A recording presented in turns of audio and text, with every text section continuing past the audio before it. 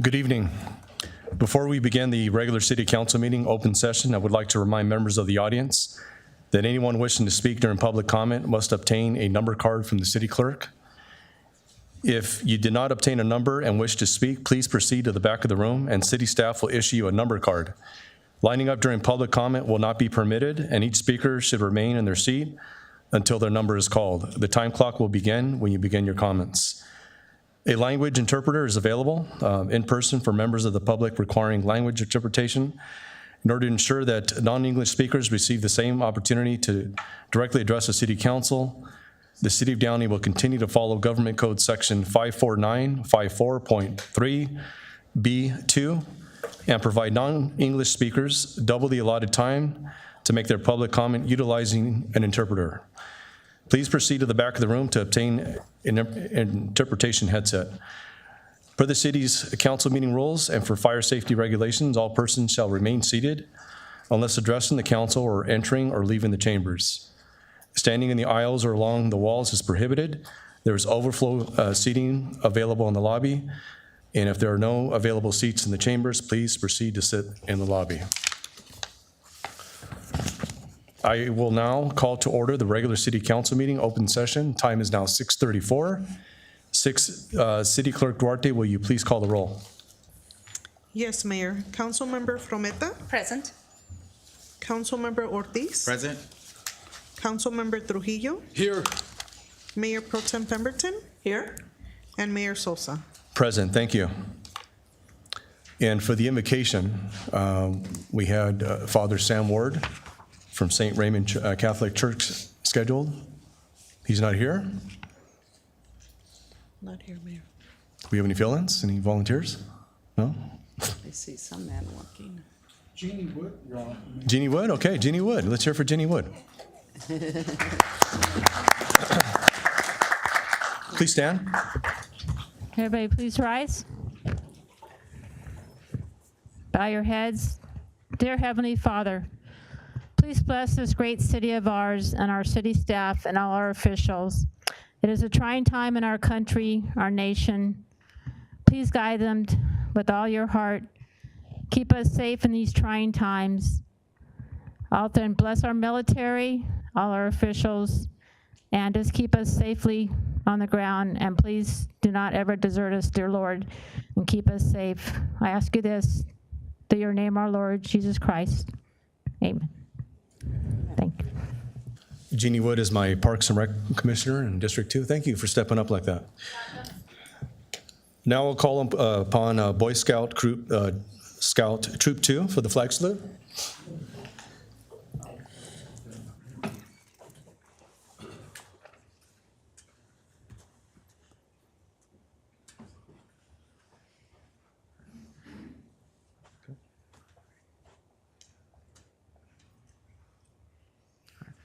Those in uniform may salute.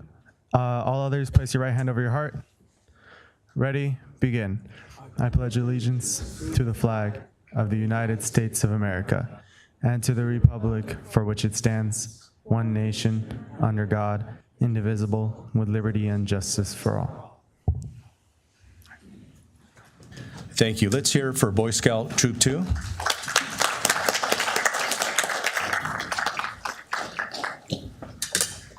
Good evening, and thank you for all being here. This is the time for our City Council member announcements, requests for future agenda items, and conference and meeting reports. I will start directly to my right, Mayor Pro Tem Dorothy Pemberton. Thank you, Mayor Sosa. Welcome, everyone. Welcome to our Downey City Council. He likes to have me start. I have a lot of things in here. As we celebrated our nation's 249th birthday on the 4th of July, and I hope sometimes we had mixed emotions, but I hope next year that we will celebrate together as a community on the 250th. I attended a ribbon cutting for a low-income housing project a couple of weeks ago. I'd like to just mention Seroptimus Village in Norwalk, and it's a low-income senior housing project with over 40 garden cottages. And they are Section 8 housing. They were built in the 60s by 13 Seroptimus clubs. I know a lot of times people are looking for low-income housing for seniors. This is something that will accept Section 8. They're located in Norwalk, 12657 Foster Road, and it's over by the Norwalk Courthouse. So if you're interested or know of a senior to be on a waiting list, please call 562-868-8044. I wanted to call to your attention a couple items on our consent calendar. I know we go through them quickly, and we read them and understand them, but just letting the residents know things that we are doing here in our city.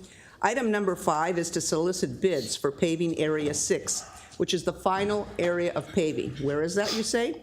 So this is north of Firestone, south of Florence, and east of Lakewood, east of the Stonewood Mall.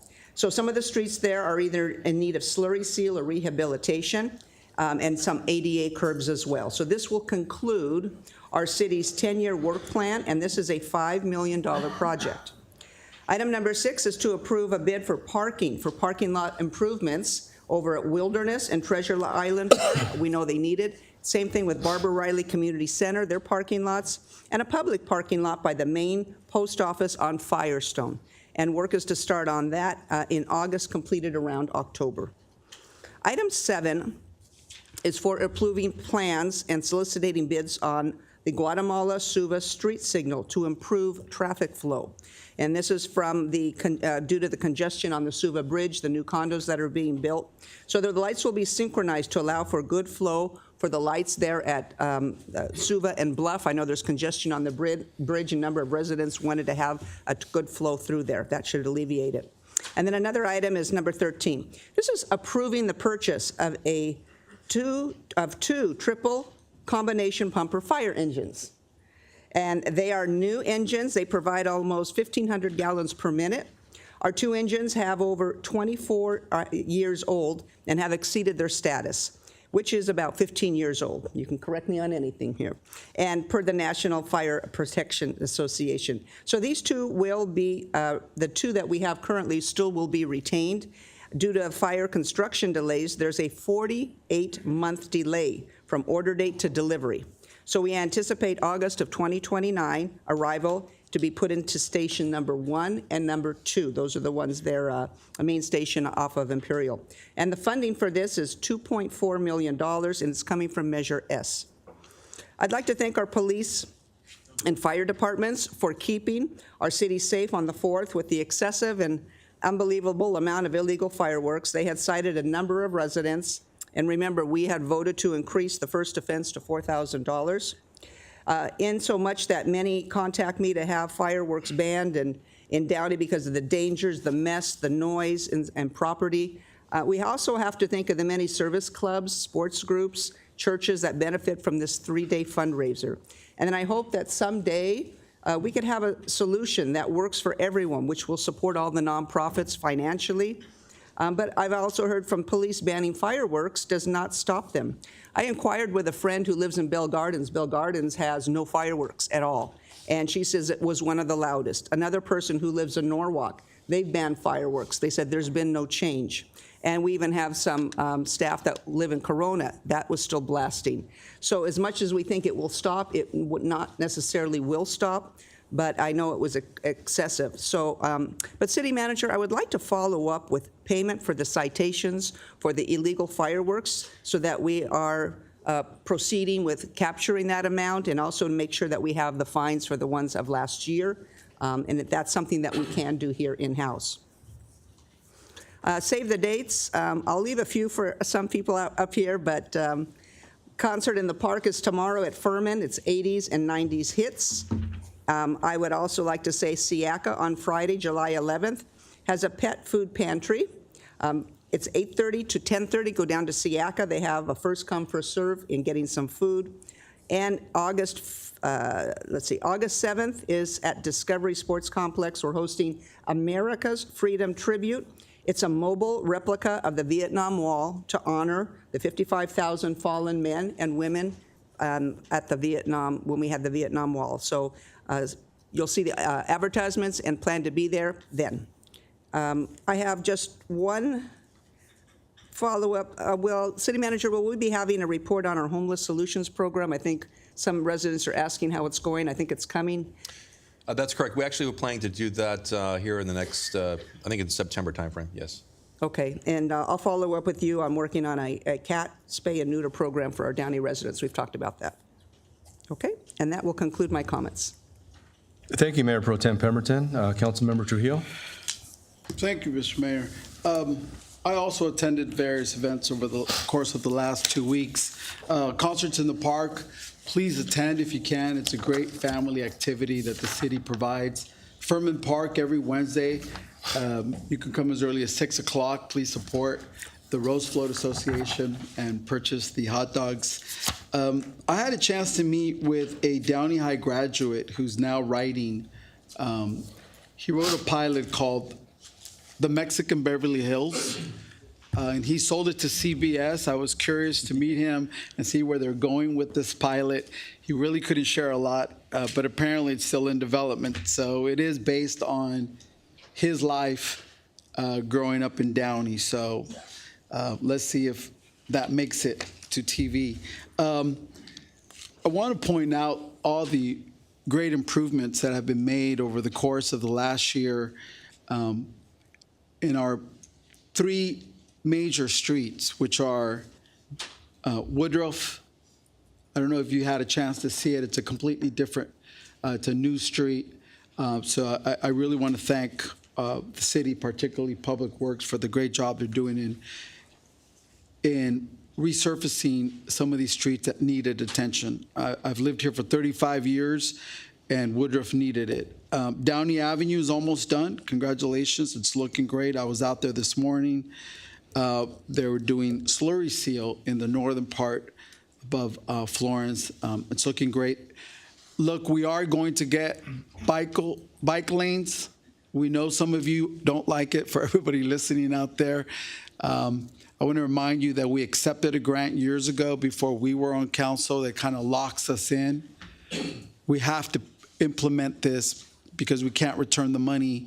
It's money that was that we were able to get through grants to resurface some of these streets. So please bear with us. Bike lanes have actually proven to be an effective traffic calming measure. And so for individuals who live on Downey Avenue, who have their homes there, their safety obviously is a priority. And for them to be able to enter and exit their driveways, it's important for us that that be done as safely as possible. So bear with us. And next, I think we're still finalizing the design, is Bellflower Boulevard. That would be the next major street that will be improved. I had an opportunity to meet with the mayor of our newest sister city, Milton Cárdenas, visited. He was here.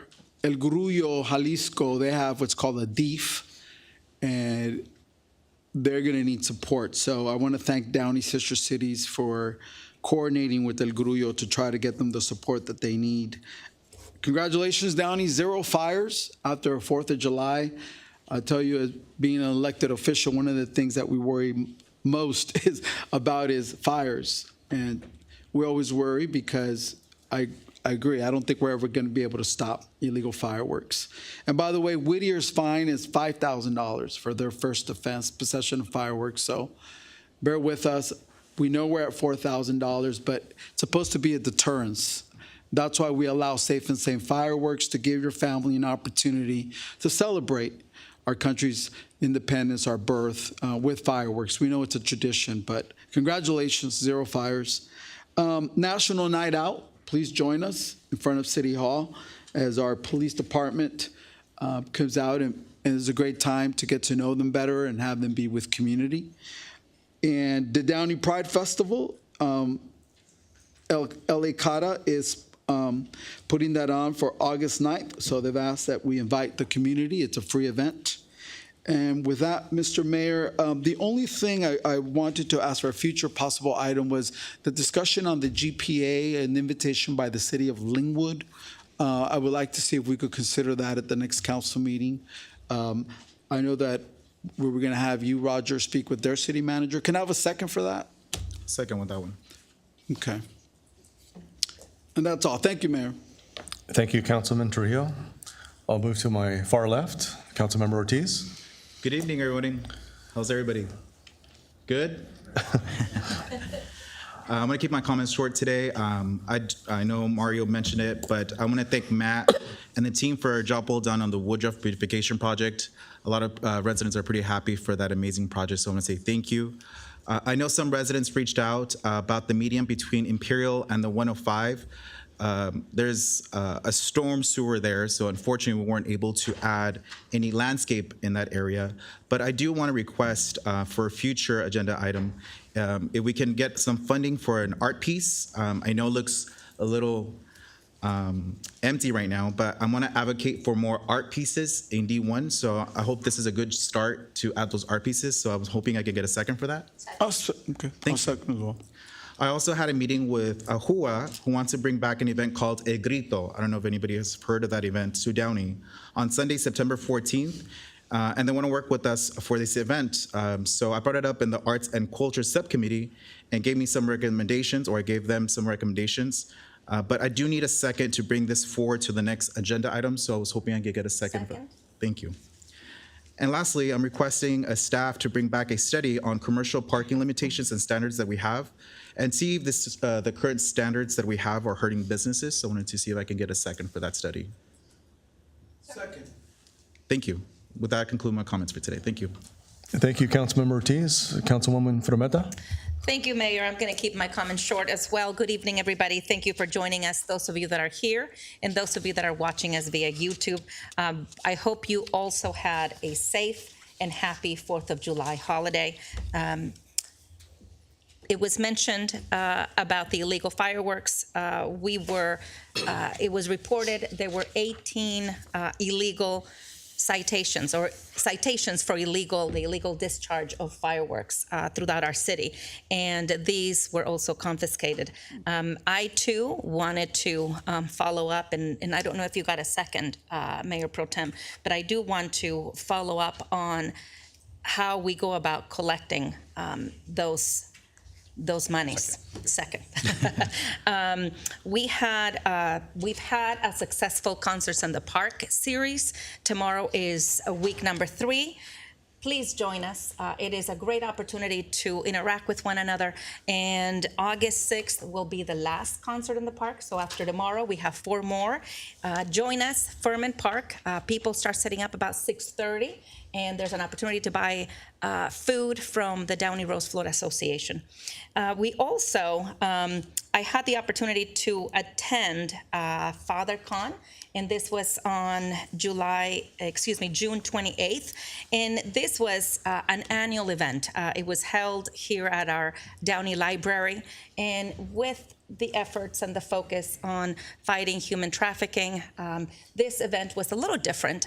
It really wanted to get the parents, the fathers specifically, to read to their children. And again, it's been shown that a father's or a father figure's involvement in a home is critical to the success and development of the children.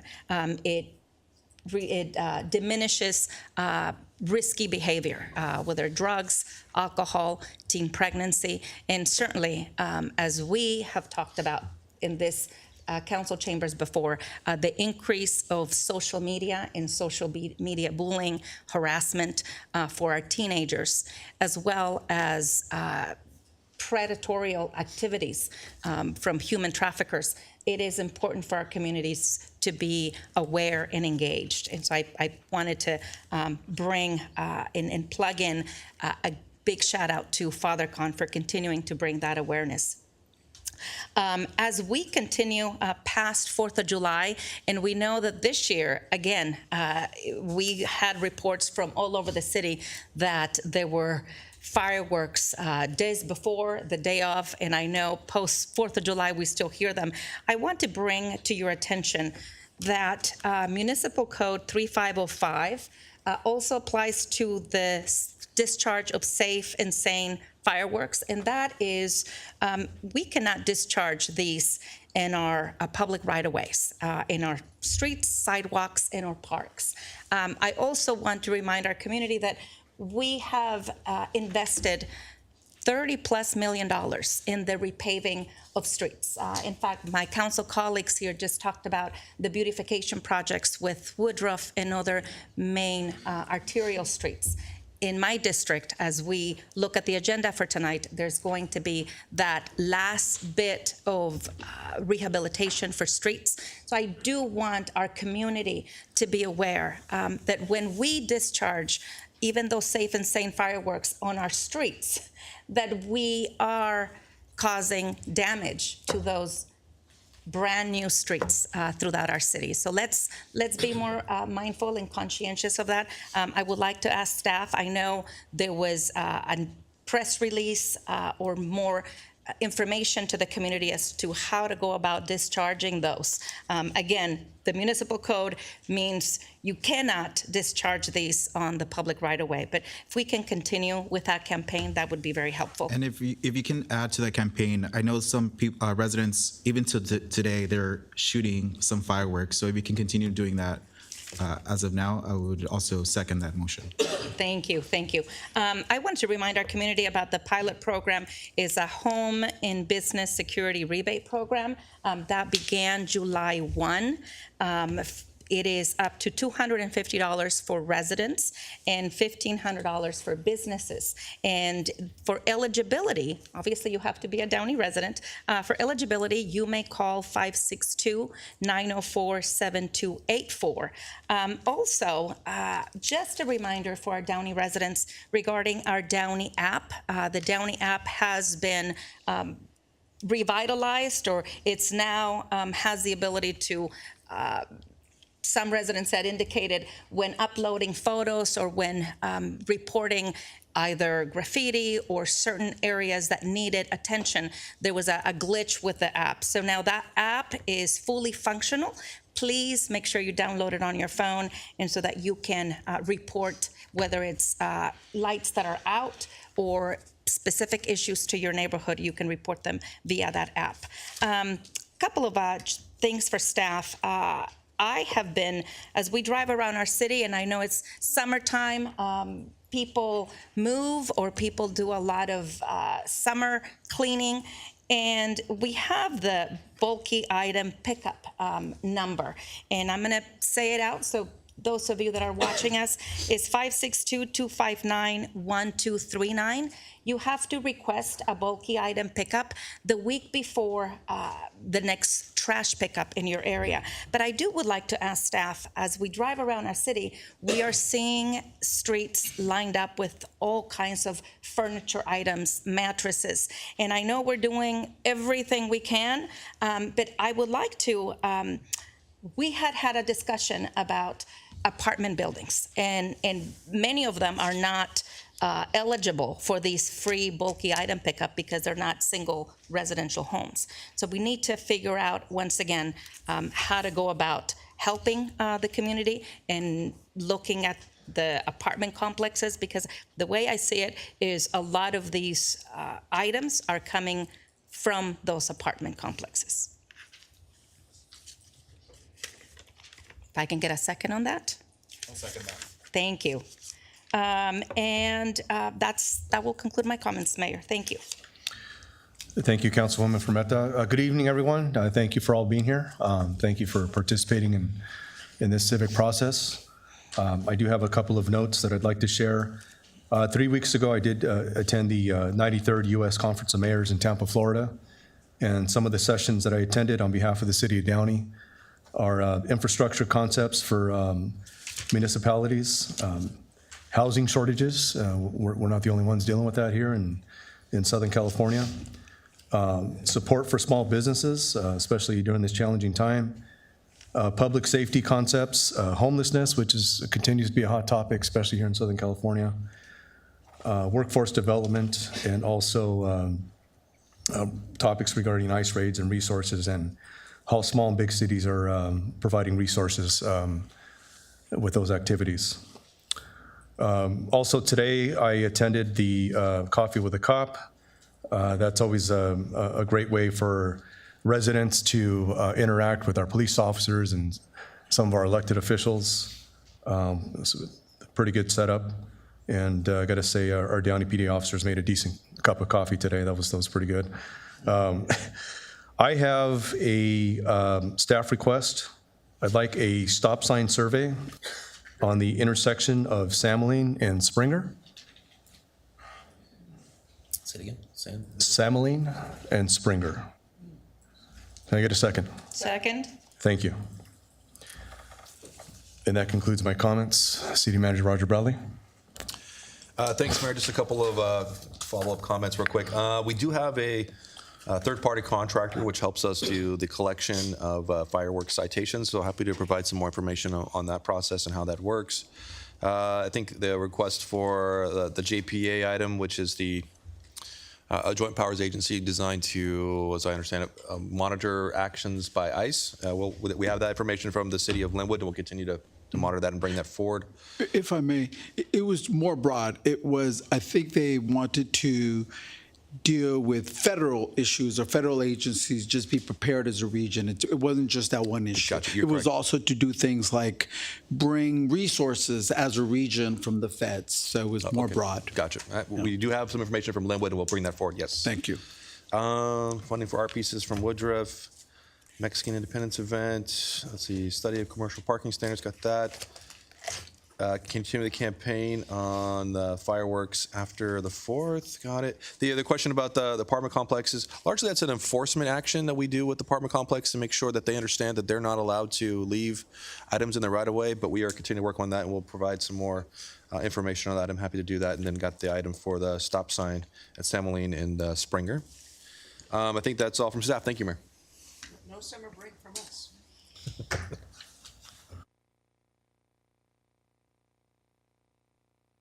Oh, thank you. And that does remind me, we do actually have, just as a reminder, our next council meeting on July 22nd will be canceled. That's our summer recess. That was an item that was decided by the council back in December. So just a reminder. So happy summer to everybody. Yes. So we will be dark in 2 weeks. Correct. Next council meeting will be April 12th. August. August. Well, the other A. Thank you, City Manager Bradley. I will now make my way down for a few presentations.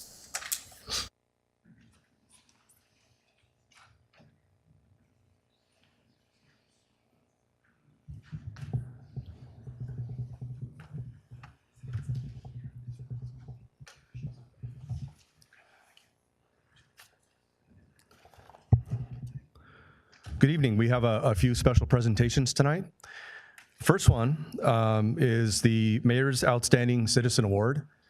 And just as a reminder, the concept and idea behind the Mayor's Outstanding Citizen Award this year is we want to be able to recognize people. Some of them we've never even heard of. There are a lot of people doing amazing things in our city. And if you know of anybody who's making a difference in our community, I want to hear about them. And there's a nomination process going through our city clerk's office or city council office. And we want to be able to recognize individuals who are standing out. So the first recipient tonight, we have two recipients. Jose Luis Ruiz, a community advocate and entrepreneur, nominated by David Valadez. Jose Luis Ruiz is a proud resident of Downey and the founder and CEO of La Carniceria Meat Market, a premium butcher shop based in LA. Originally from Jalisco, Mexico, he moved to LA at 21 and began working at a butcher shop in Southgate. His dedication and initiative led to the creation of La Carniceria, which has expanded to over 22 locations across the region. Beyond his professional achievements, Mr. Ruiz is deeply committed to giving back, especially to the Downey community, where he proudly calls home. In 2024 and 25, he and his team actively supported several local causes and organizations. These contributions included generous donations to Downey High School's baseball and football programs. I realize we have Warren baseball here tonight, right? That's all good though. Downey High School's baseball and football programs, support for the Gangs Out of Downey golf tournament, and providing breakfast for all participants and law enforcement officers at the 5K run, honoring fallen Downey police officer Ricky Galvez. I attended that, and the meet was tremendo. It was really good. His continued efforts reflect a strong commitment not only to his business, but also to meaningful community involvement and public service. Please join me in welcoming Jose Luis Ruiz.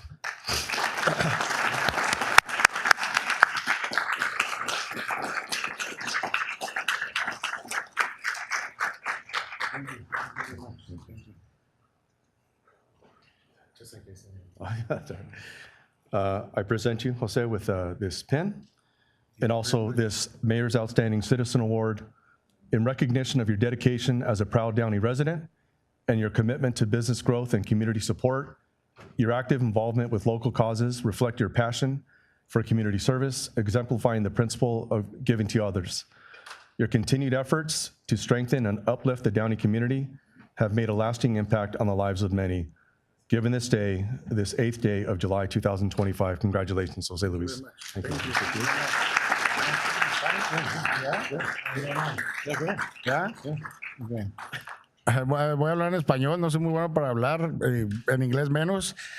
Muy breve, quiero mucho a Downey, tengo negocio en varias ciudades.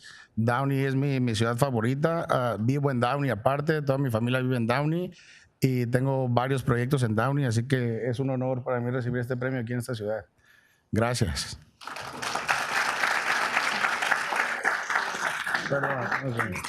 ¿Lo puedo decir otra vez rápidamente y lo puedo ¿Tú interpretar? dilo en inglés? Okay, está bien. Okay. Thank you. So on behalf of Jose Luis Ruiz, he just wanted to say that he is a resident of the city. He has brought La Carniceria Meat Market, which is his favorite store because he is a resident here, and many other construction projects. So he said he's going to keep building here. He's going to keep helping the community, and he's a very proud resident. So.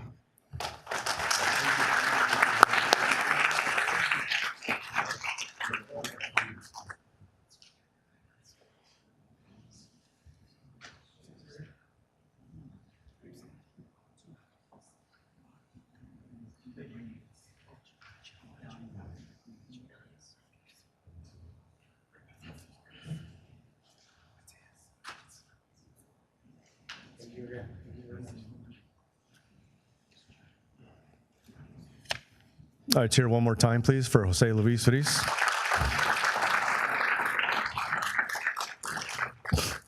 Our next recipient for the Mayor's Outstanding Citizen Award is Angel Cervantes, Warren High School baseball student and baseball player. Angel Cervantes is an elite pitcher and standout student athlete from Warren High School, where he's earned a reputation as one of the top baseball prospects in the region. Throughout his high school career, Angel was named All-CIF as a sophomore, junior, and senior. He earned PG All-American honors in 2024 and was selected as a PBR All-American in both 2023 and 2024. Among his many accolades, Angel was named Gateway League Pitcher of the Year, Area Codes Pitcher of the Week, and earned first-team All-League recognition in both his sophomore and junior years. He was also named Rookie of the Year as a freshman and team MVP during his sophomore season. Angel holds the all-time strikeout record at Warren High School with 321 strikeouts. He is committed to his dream school, UCLA. We got some Bruins in the crowd. And is widely regarded as a potential first-round pick in the upcoming MLB draft. With his unmatched work ethic, skill, and leadership, Angel Cervantes continues to represent Warren High baseball and Warren High with pride and is poised for an exciting future at the collegiate and professional levels. I had the pleasure of witnessing Angel pitch a few times, and I'm telling you, it's amazing watching this kid pitch. And I did happen to see him pitch an elusive no-hitter against a game Downey High School team. And they were good. They had some. They have some decent hitters, and I believe he had, what was it, 16 Ks, 16 strikeouts, a no-hitter, and I got to tell you, it was one of the most beautiful pitching displays I've ever seen because not only was his fastball pumping. If you're a baseball fan, his fastball was consistently pumping around mid-90s, but he was hitting with his changeup, his curveball. He was keeping him off balance the whole time, and it was just a beautiful display of pitching. So, and I also want to commend his parents, Angel and Adriana, for raising such a fine, young, humble man. Sky's the limit for this kid, but he's so humble, and that's what makes him so great. So please join me in welcoming Angel Cervantes.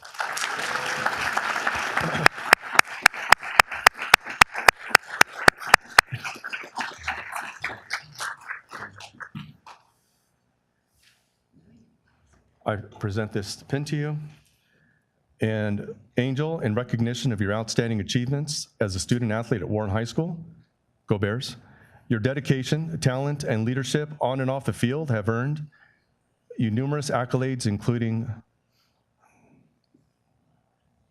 all league honors, multiple All-American selections, and Warren High School's all-time strikeout record with 321 strikeouts. Again, as a UCLA commit and potential first-round MLB draft pick, you continue to inspire excellence and represent Downey, the community of Downey, and Warren High School with pride, given this day, this 8th day of July 2025. Congratulations.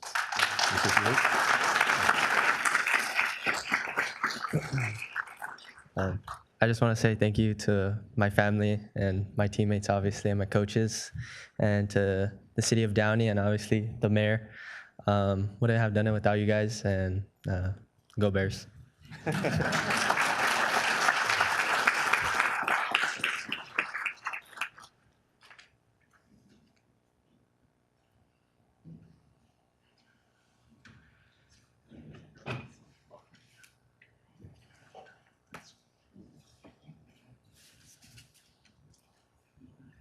Oh, want you guys up here.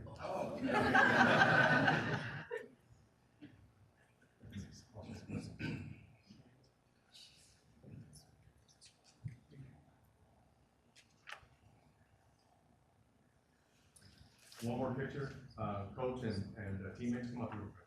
Come on.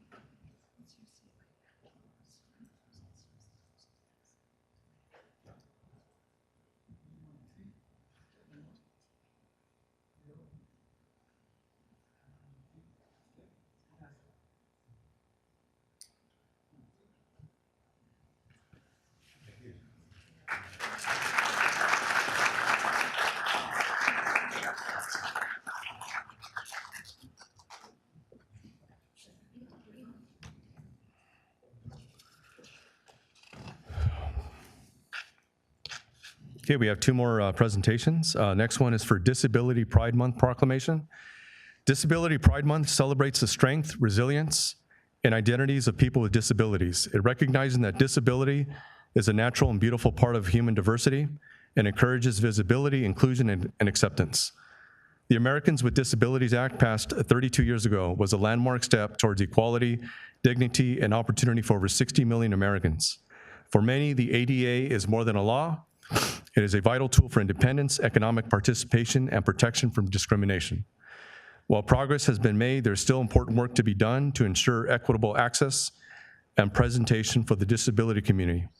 Disability Pride Month calls on all of us to honor uniqueness and build a society that welcomes and empowers everyone. And here to accept the proclamation is Emilio Sosa from the ARC. No relation to me. Same last name, two different countries, but.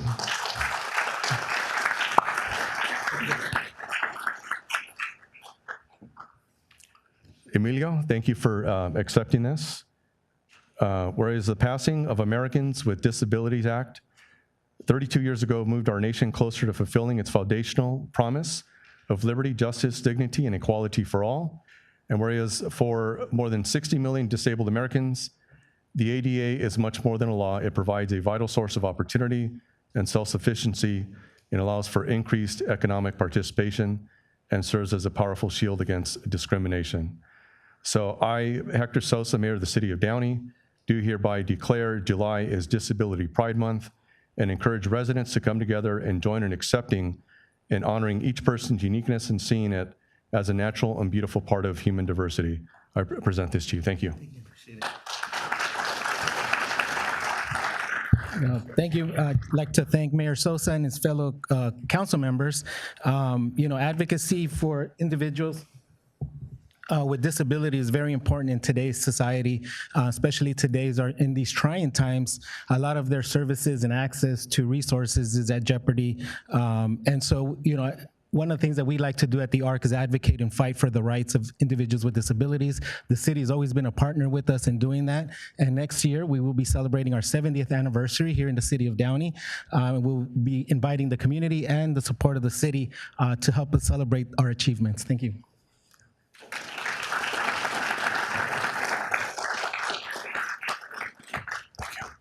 Oh, sorry.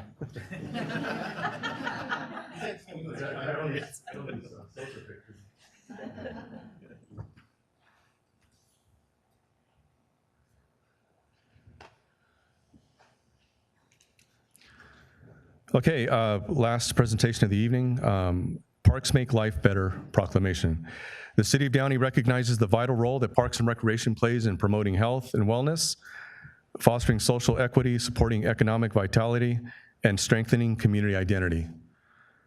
Through inclusive programming, job creation, and environmental stewardship, the opportunities for lifelong learning, our parks serve as essential spaces that bring people together and improve quality of life. In alignment with the California Parks and Recreation Society's Parks Make Life Better campaign, we proudly proclaim July 2025 as Parks Make Life Better Month and encourage all residents to explore and enjoy the many benefits of our parks, open spaces, and recreation services. And here to receive that proclamation is our Parks and Rec staff.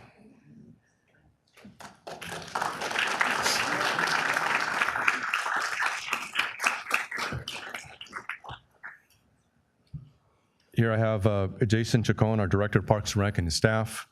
I'll read a couple of these lines. Parks and Recreation promotes physical, emotional, and mental health and wellness through organized and self-directed fitness, play, and activity, and Parks and Recreation supports the economic vitality of communities by providing frontline jobs, childcare for the essential workforce, and promoting community revitalization, and also social cohesiveness in communities by celebrating diversity, providing spaces to come together peacefully, modeling compassion, promoting social equity, and connecting social networks, and ensuring all people have access to its benefits. And Parks and Rec does also support human development and endless learning opportunities that foster social, intellectual, physical, and emotional growth in people of all ages and abilities. Now, therefore, I, Mayor, City of Downey, do hereby announce and proclaim the month of July 2025 as Parks Make Life Better Month in the City of Downey, and urge all citizens to use and enjoy its parks, open spaces, and recreation opportunities. Here to receive this proclamation is our Director of Parks and Rec, Jason Chacon. Thank you.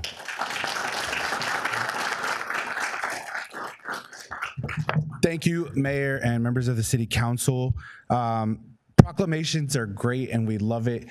What actually gets done every day are the people that are up here. We have over 100 years of experience, not putting any numbers out there, of the people who have lived in this city and worked for this city. And we're super blessed to have this team that cares about what we do every day. This year's theme is Build Together and Play Together. We're building and maintaining sustainable parks and green spaces for current and future generations. We're building thriving communities focused on health and wellness. We're building high quality programs and spaces accessible and inclusive for everybody. And we help people stay connected through our summer camps, through our swim lessons, through our walking trails, sports and events. And just so you guys know what's going on at your parks, just in this last year, we had over 2 million people visit our parks. We had over 100,000 people go to our theater. We had over 100,000 people visit our golf course. We had over 100,000 people go to our senior center, and we had over 75,000 people enjoy our transit services. So parks are alive and well in Downey, and I'm just super thankful for the council and the opportunity and the support they give us, and our team who continues to love what we do. So thank you very much. Picture with you? Let's have a picture. Let's take a picture right here.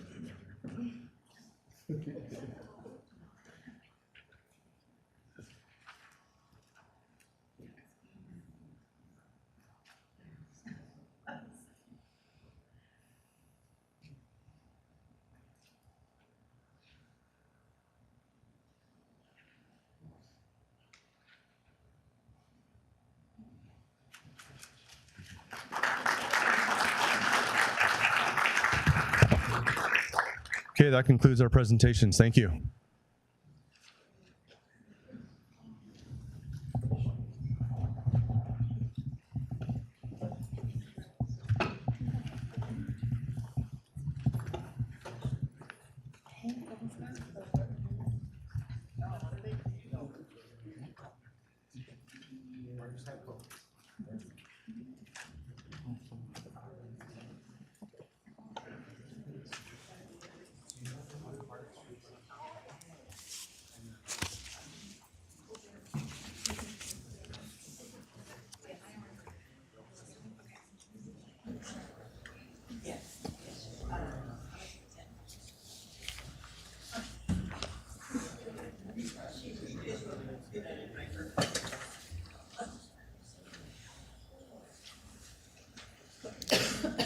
Okay, there are two public hearings this evening. The first one is adoption of a resolution adopting lighting and landscaping assessment levy for fiscal year 2025 through 2026.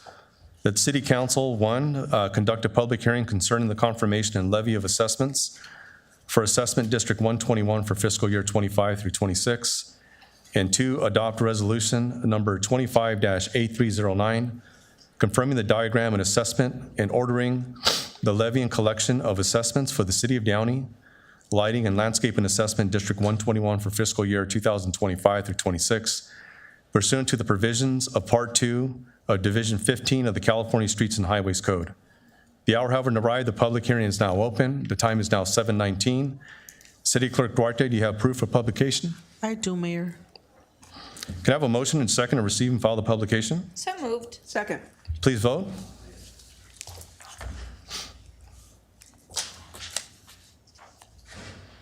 The motion is approved unanimously. Thank you. City Manager Bradley, is there a staff report? Yes, Mayor. Matt Baumgartner, our Public Works Director, will provide the report. Actually, we have Ed Norris, our Deputy Director, providing the report.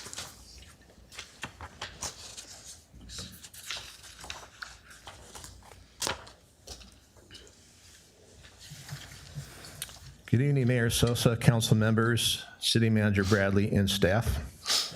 The city has completed the annual engineer's report for the proposed fiscal year 25-26 assessment levy of direct assessments on the city's approximately 23,000 parcels, which receive special benefit through the city's Lighting and Landscaping Assessment District number 121. In accordance with provisions of the Landscaping and Lighting Act of 1972 and Part 2 of Division 15 of the California Streets and Highways Code. The total estimated expenditures of $3,073,227 within the district in fiscal year 25-26 were determined through the annual budget process and include the estimated personnel, administrative, materials, equipment, energy, contract services, repair, rehabilitation, and incidental expenses required to fund the cost of maintaining and operating the city's street lights, traffic signals, safety lights, and street landscaping, and provide the improvements and services for each zone. The aforementioned total estimated cost associated with the assessment district will be offset by various revenue sources totaling $3,208,668, consisting of general property tax estimated at $927,000, the proposed assessment levy estimated at $2,246,668, and approximately $13,000 in miscellaneous revenue. Each parcel will be assessed proportionately for only those improvements and services expenditures for which the parcel will receive special benefit. It should also be noted that there are no proposed assessment rate increases for any of the zones for fiscal year 25-26. Based on the estimated expenditures and revenues for fiscal year 25-26, each of the 7 zones comprising the district are projected to have positive fund balances by the end of fiscal year 2026, with the exception of zones 3 and L, which are projected to have negative ending balances. The portion of the expenditures in each zone not covered by the aforementioned revenue sources will be drawn from the revenue fund in said zones. Upon City Council approval tonight of the assessment levy rates as proposed and the adoption of Resolution Number 25-8309, which is before you tonight, the assessments will be submitted to the LA County Auditor Controller to be included on the property tax roll for each parcel. This concludes my presentation, and I'm available to answer any questions. Thank you, Mr. Norris. Any council members have any questions or comments? I have a question. I noticed in the expenditure history chart, in 23 and 24, we had 3.5 million, and then last year, 2.4. Was there something that was done in that year to increase almost $1 million with the lighting, or was it the rate that was being charged? Just kind of stood out for me that particular year. Or you can get back with me on that. Yeah, that was between FY 23-24 and Correct. 24-25. Right. The costs tend to fluctuate year to year to some degree. So sometimes there could be a spike in some expenditures compared to other years. And so then last year, we didn't need that. We were down 1 million in that area, so that was a cost savings. Correct, yes. Okay, thank you. Also, I should add that the actual, in FY 23-24, those are based on actual costs. And this year in 24-25, that's the adopted budget. So that could also explain the difference somewhat. Right, actual versus basically estimated expenditures. Right, we're just concluding the year. Thank you. Ed, might there have been some capital improvements that year that might have been done to increase the budget? That's a possibility, yes. It's probably a likely scenario, yes. Yeah, because that's a significant number. Any other questions or comments, colleagues? No, thank you, Ed. Just a comment. Thank you for the report. And I think it's important to note the cost of operating, maintaining, and upgrading our street lighting, the traffic signals, the landscaping of the city. There's obviously costs associated with that, and there may be some times where we have an increase on the lighting rates. And but thank you for this information. It helps us better understand exactly where these monies are going to. And again, for the community, these reports are available for your perusal at your leisure. Thank you, Mr. Norris. I will now open this item up for public comment. City Clerk Duarte, did we receive any written correspondence to be incorporated into the record? We did not, Mayor. Okay. Do we have any? We don't have any speakers. Okay, so we'll just skip that. Okay. I will now entertain a motion and second, close public hearing. So moved. Second. So ordered by the mayor. Unless there are any comments from the council, I will now Entertain entertain. a motion. Second. I'll entertain a motion to Adopt the receive resolution. and adopt a resolution adopting lighting and landscaping assessment levy, excuse me, for fiscal year 25-26. Well, thanks for completing that. Is there a second? Second. Okay. Please vote. We're out here in the fray. We understand. We just need to move forward. Where's this? There we go. The motion is approved unanimously.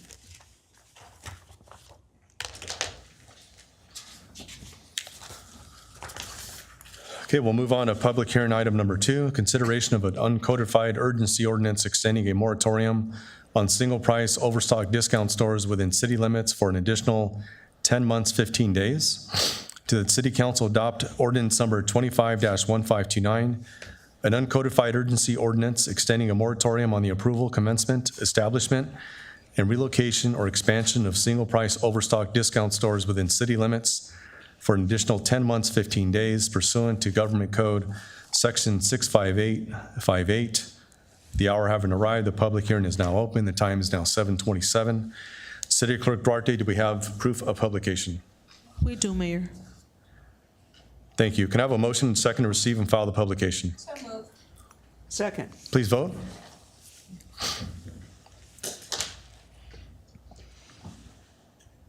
The motion is approved unanimously. Thank you. City Manager Bradley, is there a staff report? Yes, Mayor, I'll turn over to Director Wheatron for the presentation. Yes, good evening. Tonight we'll have our planning consultant, Laurel Reimer, provide a brief presentation on the extension request. Good evening, council members, city manager, and staff. Good evening. On May 28th, 2025, the City Council adopted urgency ordinance number 25-1528, which established the 45-day moratorium on the approval, commencement, establishment, relocation, or expansion of single-price overstock discount stores within city limits. This moratorium will expire on July 12th, 2025, unless it is extended by the City Council. Pursuant to California Government Code Section 65858A, the city can extend a moratorium for an additional 10 months and 15 days following a public notice and public hearing, and provided that a written report documenting the measures taken to alleviate the conditions that led to the adoption of the moratorium is published at least 10 days prior to the expiration of the moratorium. The required written report was issued and filed with the City Council on June 24th, 2025, and on June 26th, a notice of public hearing was advertised in the Downey Patriot. Staff is requesting that the City Council adopt ordinance number 25-1529 to extend the moratorium on single-price overstock discount stores by an additional 10 months and 15 days. This will allow staff additional time to research and draft standards and best practices, and to draft a proposed text amendment that will address the single-price and overstock discount stores. Thank you for that. Do any members of the council have any questions or comments at this time? Just have a comment, and again, for the residents that are watching us via YouTube or here, again, this came about because there's a concern that the proliferation of these type of stores, these spots, it really erodes the quality of the neighborhoods within our area. Many of us continually receive complaints from our residents regarding trash, loitering, graffiti outside of these type of discount places. And it is important for us as we continue to look at safety measures and regulate these sort of stores that, you know, we have this public hearing and we have this conversation. And so again, I just want to have it on the record that we continue to actively listen to our residents. And again, the impact on these type of stores due to the lack of security. These stores do not have their own security to be monitoring the type of individuals and the loitering that takes place. And so I'm happy we're having this discussion and this hearing, so thank you. I just want to concur as well with a store in my district, and I see it also with social media, and they're not controlling the clients that are outside or loitering around. And it's not the type of businesses in certain areas and such that we, or any other like a city, wants to see. So we want to regulate that. Thank you. Yes. I do want to agree with my colleagues. Not only the situation about trash and the security, but also I will also mention our vision of what we want our city to go and our economic vibrancy. I do have a question. After those 10 months, then we're going to come back with another study to see what are we going to do in the future for these types of stores. So the moratorium, the additional 10 months and 15 days, the goal is to come back before you much sooner than that, 10 months and 15 days. However, should additional time be needed, a moratorium can be extended for an additional year. So there would be a total of 2 years possible. And during that time, during this moratorium time, it just allows staff to create a final draft materials to present to the City Council. Okay, but hopefully we won't take that long. Hopefully it doesn't take that long. Okay, thank you. I will now open this item up for public comment. Thank you. City Clerk Duarte, do we have any speakers on this item?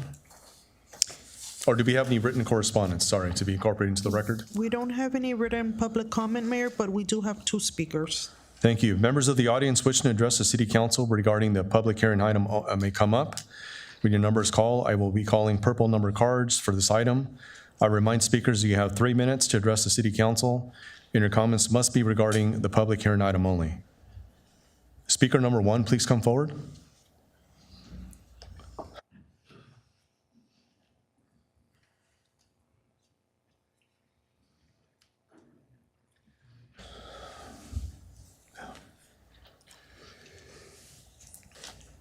You'll have to bear with me. I'm a bit shy and nervous of these situations. You know, these are tough situations, especially when you use the term uncodified urgency for an ordinance. I mean, there's a real urgency to stop Dollar Tree stores in Downey because the clientele may not be up to snuff, according to some residents in here. I've shopped at a Dollar Tree store. I never had a problem. I never had a problem with security or with the other people shopping in there, even walking in. Now, you're trying to claim that these stores degrade the neighborhood. I don't know what proof you have for that. You haven't presented anything. And then we've hired a big high dollar consultant to come in here. How much are we paying for that to come up with the standards of excellence? Which, where are we getting that from even, you know, from the United Nations Agenda 2030? You got to ask yourself, why are we paying all this money to come up with something that we say isn't good enough for our neighborhood? But yet we'll find out later tonight that some things are good enough that you can be above the law, even though you're a criminal. But in these cases, these are people just shopping at these stores, and you're trying to stop them from expanding. Of course, we know you guys are not friendly to brick and mortar businesses in this town, but you'll have flea marts, street fairs. You'll shut businesses down with COVID lockdowns.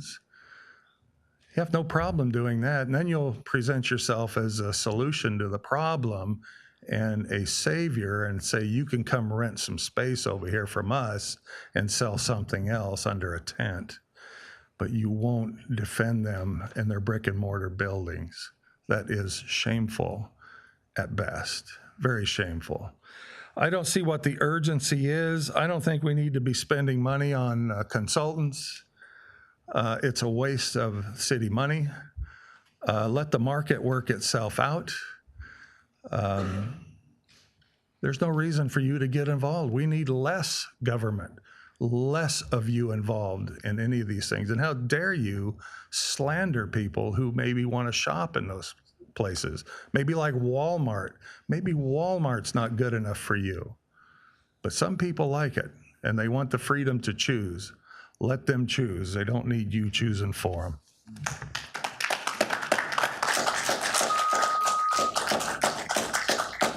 Speaker number 2, please come forward.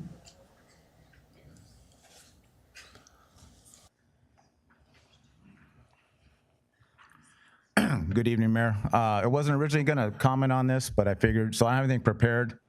I do agree with some of the comments the previous speaker said. However, I agree also with the city on putting this moratorium. I think we have enough discount stores. My family, my wife does shop at these stores. And I have to say, I think it used to be a 99-cent store there on Stewart and Gray and Paramount. She's told me several times that when she went in there, she did not feel safe. So some of these discount stores, for whatever reason, do attract homeless people or vagrants there.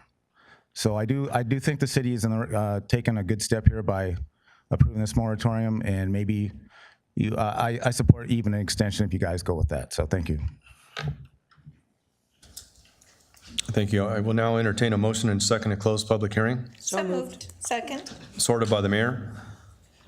The urgency ordinance requires a 4/5 vote to be adopted. Unless there are any comments from the council, I will entertain a motion and a second to adopt the urgency ordinance. Second. Please vote.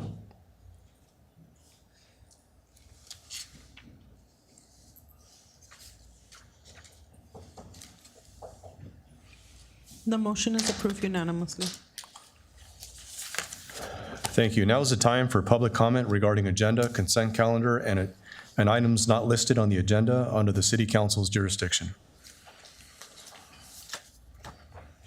We'll now take public comment on agenda, consent calendar, and non-agenda items.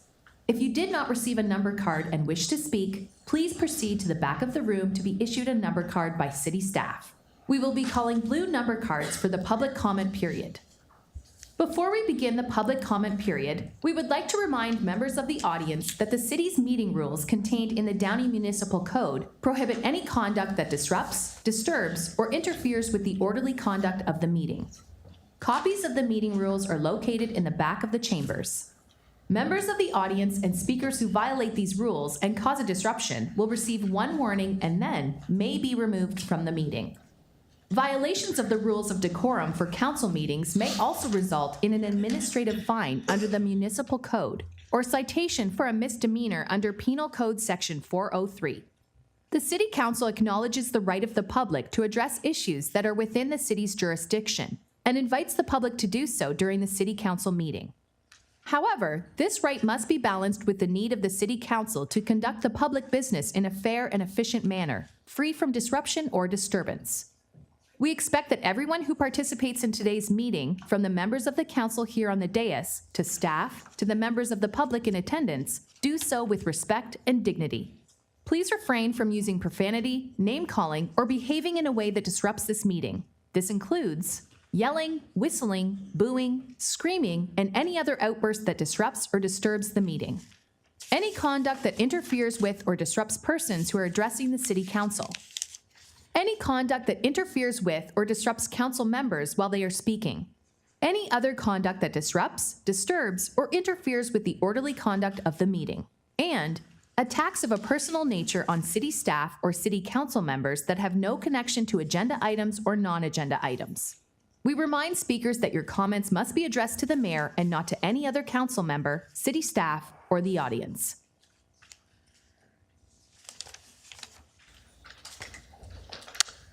City Clerk Duarte, how many speakers have taken a number? Mayor, we have 12 speakers, but we do have written public comment. Sorry. That's okay. I will just. Is there a written public comment to be incorporated into the record? Yes. We have received public comment from Ian Jameson, who commented regarding the Shower of Hope staff. Marcy Martinez, who commented regarding the city taking action on feral activity in the city. Ashley Edmondson, who commented in regards to left turn conditions at the intersection of Firestone and Lakewood. Christine Acosta, who commented in support of item 20. And Maria Hall, who also commented in support of item 20. And that is all, Mayor. Thank you. Is there a motion and second to receive and file written public comment? So moved. Second. Please vote.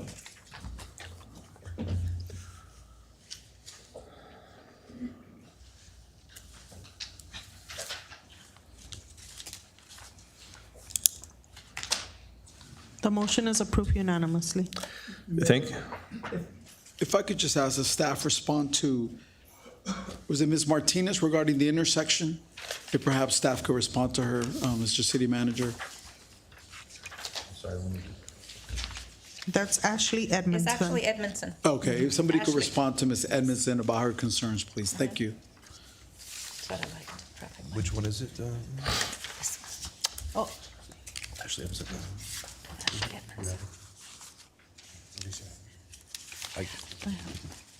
You want me to comment on it right now, or is No, it? if you could respond to I'm Ms. sorry. Edmondson, Ms. let her know Edmondson. we received it. Absolutely happy to do that, So yes, she thank you. doesn't think I'm we sorry. ignored her. Thank The you. intersection. Thank you.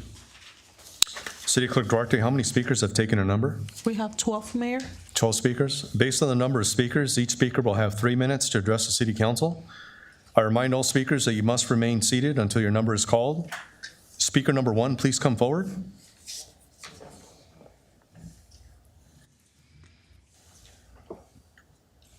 Good evening. Good evening, Mayor. My name is Nicole Mumsek. I'm a Downey resident, the mother of a teenage son who attends St. John Bosco High School, and a representative of the Women's Healing Resource Clinic. As a volunteer with WHRC, I support survivors of domestic violence, generational trauma, and families affected by the missing and murdered Indigenous peoples crisis, a crisis that stretches across the US, Canada, and Latin America. My son is of Indigenous Mexican descent on his paternal side. Additionally, I have relatives and friends from the Blackfeet and Cree tribes. What we are seeing unfold here in Downey with masked, unidentified agents taking community members is alarming and reopens old wounds of generational trauma. Plainclothes individuals in unmarked vehicles have been reported approaching residents, particularly those who appear Latino or Indigenous, without identifying themselves or their agency. These individuals are not going after known threats or criminal elements. They're targeting families, mothers, fathers, children, people going to work, dropping off kids, buying groceries, people who are native to this land, people who help this city function every single day. This behavior doesn't foster safety, it spreads fear and confusion. When agents fail to identify themselves, it opens the door for impersonation, unlawful detention, and serious harm. In some cases, individuals have disappeared, including documented immigrants and even US citizens, without any trace in the federal system. And when the agents aren't clearly marked, how can the public know whether they're witnessing a lawful stop or a kidnapping?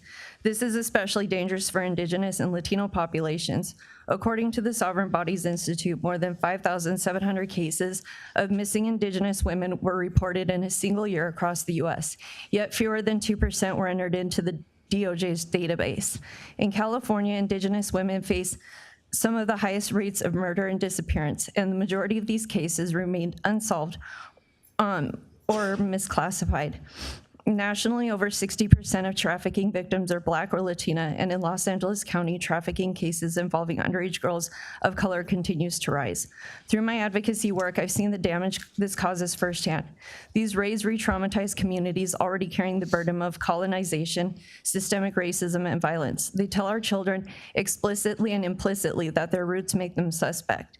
If this were about public safety, we'd see action against those who harm our communities, traffickers, abusers, drug dealers, but that's not who's being stopped. It's the working class, the caretakers, the essential workers, the people who contribute every day without recognition and now without protection. I'm urging the City of Downey to take immediate action to protect all its residents, require that any contractor or agent performing enforcement work in this city, whether related to immigration, inspections, or public safety, must clearly identify themselves with a visible badge, name tag, or a marked vehicle. Anything less puts lives at risk and erodes the integrity of this city. Downey deserves better, and as a mother and advocate, Thank you. thank you.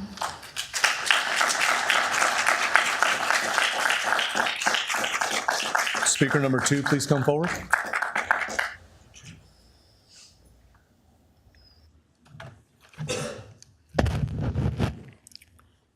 Lee Squire, Vietnam era veteran, U.S. Army, federal civil rights advocate, mayor and city council. July 4, 1776, 4th of July. Thank you, U.S. Army, the United States Navy, and the Marine Corps, who collectively won the American Revolutionary War. During our 4 years of the Biden administration was the failure to secure our borders and enforce our immigration laws, and the same to the California Governor Newsom. We the people did not vote to become people voted California to be a sanctuary state and to have a total disregard for our borders. Our immigration laws are not about reform, but they were about enforcement and the lack thereof for the last 4 years by both the Biden and the Newsom administrations. I also stated Wednesday that the federal government has already sued LA City, so there's no need for the Downey to sue the federal government. Again, it was the failure by the Biden and the Newsom administrations to secure our borders and to enforce our immigration laws for the last 4 years. Thank you.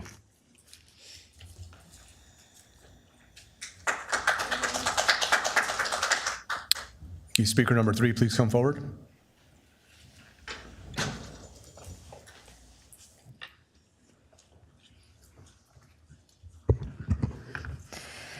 Hello, Mayor. Good evening. This is also my first time. I'm very nervous, so please bear with me. My name is Rose, and I was born and raised in Downey. I want to start by saying thank you to yourself and to the council for making it a point to address the recent federal immigration enforcement that has taken place in our community, and to you specifically, Mayor, for the statement that you made not too long ago. However, I am here to say that I believe that we as a city can do more. I think that we can do more to help protect all the residents that are here in Downey, and I mean residents. I don't mean citizens, I don't mean non-citizens, I mean residents. For example, I've seen some of the businesses that have been raided by ICE the past few weeks having to post very flimsy paper signs on their parking lots, on their poles, to ward against trespassers, to make sure that only clients and employees walk into their property. It would be great if Downey could do something to provide a formal sign for businesses to be able to post those kinds of things on their property. Or if funding is an issue, if there could be a formal template that the Downey can provide, that the Downey City can provide on their city website, so businesses can print these on their own to make sure that their rights are also enforced. Another main concern that I have as well as a resident is the perceived lack of coordination or collaboration between our city departments. I've heard a statement, and we've seen a statement on social media from yourself, but I also wonder if there's anything that we're going to hear from other people, from other departments. As a mom of 4 children, including a young man who attends Downey High School, while I like to consider him a very handsome boy, he does not look like a boy. He looks like a 19-year-old man. And sometimes, right now he's currently attending a sports camp at Downey High School. And sometimes I worry about him walking home from school. I worry that he's going to be stopped or detained by immigration enforcement officials. He does not have any identification on him because he does not drive. He is too young for that still. The reason why I chose to live in Downey, even though I went to another city, to another location for my college years, is because I wanted to raise my children in Downey, because I believe that the city of Downey was safe. However, what I have been seeing recently makes me wonder if it is. I have another student who attends Downey High School who asked me today what she should do if ICE shows up to the campus. That just shows me that she does not even know that ICE cannot go into a school campus. I also know someone who works as a Parks and Recs employee, and they were wondering what to tell parents if ICE shows up at the school, at the parks, or even at the field trip sites, which again makes me wonder, what are we doing to communicate with our employees? Thank you. Thank you.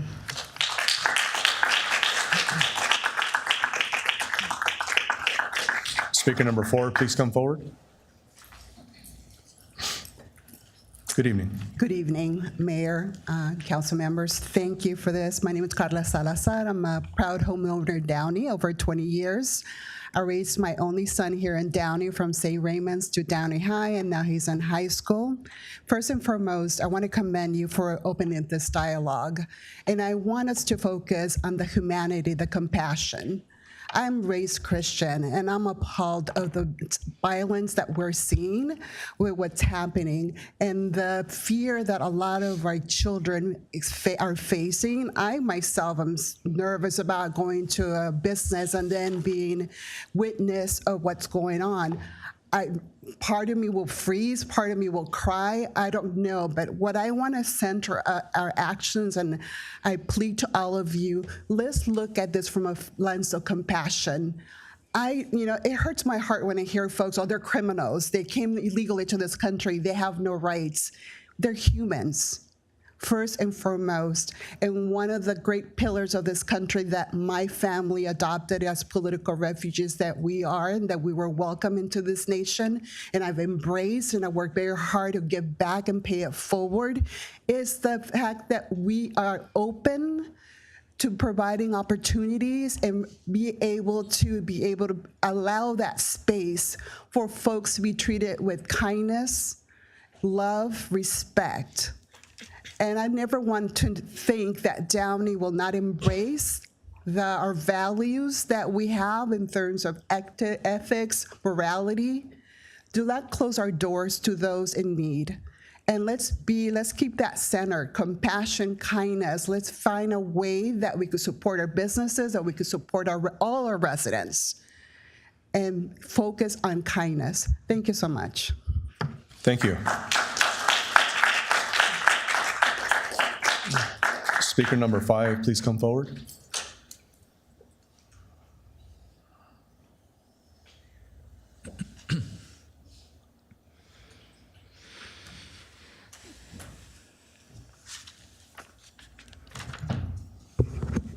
still recovering from my shyness from the last session. Whew. It's rough. Okay, number 17, the street closure for LA Cata. We should discontinue that here in Downey. You should go ahead and let LA Cata use Bloomfield and Lakeland over in Santa Fe Springs where they're located at. They have plenty of space there, and I'm sure those folks around there would have no problem with that at all. Stop funding all these nonprofits. They are nothing but slime pits of money laundering. And in Southern California, that's for the Democratic Party, which is dead, by the way. The Democratic Party is finished. They are done. They're having to figure out what the name of their three factions are going to be, each one of them. So that'll be interesting to see. I would like to encourage you to bring up an issue that has been brought up before about chemtrails or geoengineering. A representative, Marjorie Taylor Greene from Georgia, is introducing a bill that prohibits the injection, release, or dispersion of chemicals or substances into the atmosphere for the express purpose of altering weather, temperature, climate, or sunlight intensity, and it will be a felony. I think the city council should, if you are going to be serious about protecting our residents here in Downey, when those chemtrails are all over the place, you should inquire about what those are and who's doing that and what's in those things to think that we're breathing this stuff. And now we've got the weather alterations like going on in Texas, seeding those clouds like that. Pretty interesting, but I've been bringing it up and we haven't heard anything from any of you. Nothing. You act like it doesn't exist. Well, look out there in the sky. They haven't been lately, but during the course of the year, you'll see tons of them out there. You should adopt something to this nature, at least to go ahead and consider supporting it. And I didn't plan on talking about this, but I've heard a lot of disinformation, misinformation from the previous speakers and from the council members. And now we're hearing a lot more nonsense and gaslighting about immigration reform. Our immigration system is not broken. It is fair. It is reasonable. It is just. It is kind. It is kind. All you have to do is follow it. Nobody wants to follow it. They want to be able to break the rules for 30 years and then expect amnesty when they enter the country illegally. We're not falling for that again. Sorry.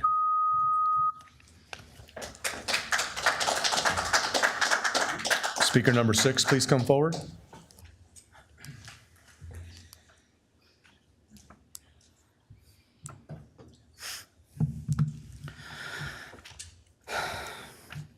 Good evening.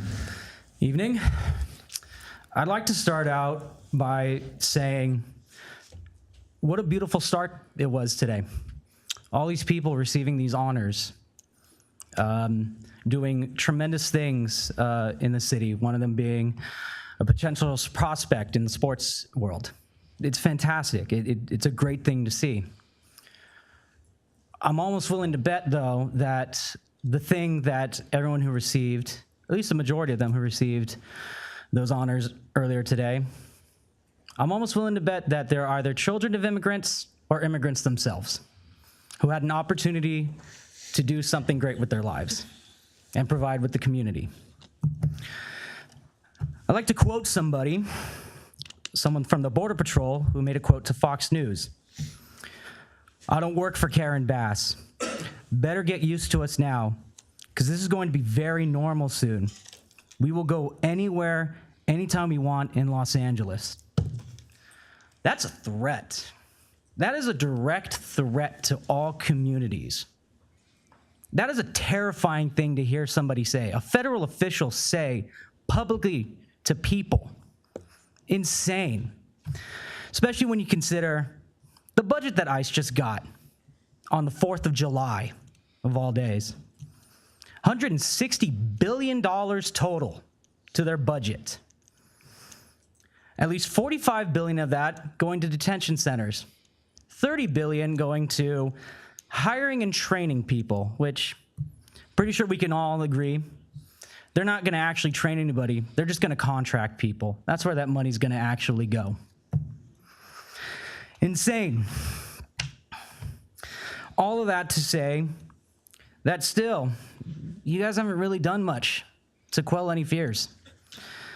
I read through the proposed resolution, a lot of good ideas on there. I saw the $100,000 that's supposed to be set aside to help families. Good start. I also saw the mask resolution on there for federal agents. Again, these are all good starts about a month ago. You guys are behind. You guys are really behind. And it's about to get a lot worse. A lot worse. Just have one more thing to add to this. Racism exists, but not here. And if it's here, it's not me. And if it's me, I didn't mean it. And if I meant it, it's not racist. Or I'm not racist. That's just how it is. And that seems to be the sentiment among some people. I'd like you all to think about that.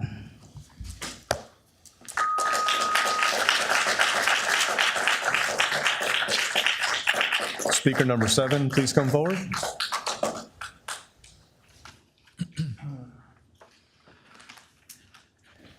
Hello. Good evening. I've spoken at the LA City Council a couple times, but I've never spoken here. I moved here 6 or 7 months ago, and I thought it would be worth my time maybe to participate and see how things went at the city level, as I felt like it was worth my energies, my previous civic participation or whatever. I feel like it's something that people are often cynical about, but in my experience, after putting in the effort and facing my fears of public speaking or whatever else, trepidations or things, I was glad that I did it, so I thought I'll give it another try. I was kind of sitting here tonight, I wasn't really sure what my connection to all of these things that are going on is. I feel like there's definitely a lot of drama and tension, you could say, in local politics, or not just local politics, maybe even national or international politics. Upon thinking about those questions, I came to thinking about a phrase that I'd heard in reading. I heard this phrase in reading about the conflict in Israel-Palestine some years ago, and I became kind of obsessed with this phrase, and I looked it up, and it comes from a Canadian scholar of some type, and the phrase that caught my attention was that all forms of violence are, at their core, the result of a search for identity. So that's what I was trying to read into the room tonight, and I felt like maybe what was going on in this room is an issue of identity, I guess you could say, at a national level, perhaps, that this country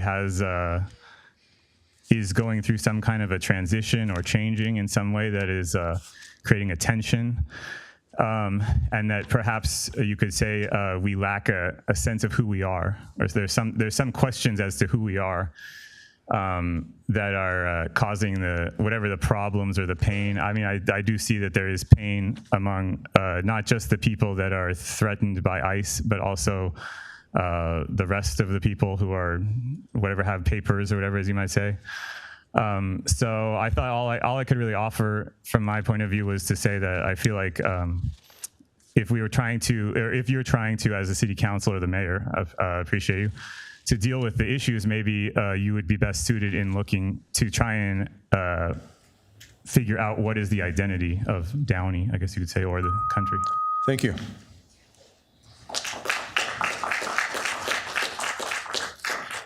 Speaker number 8, please come forward.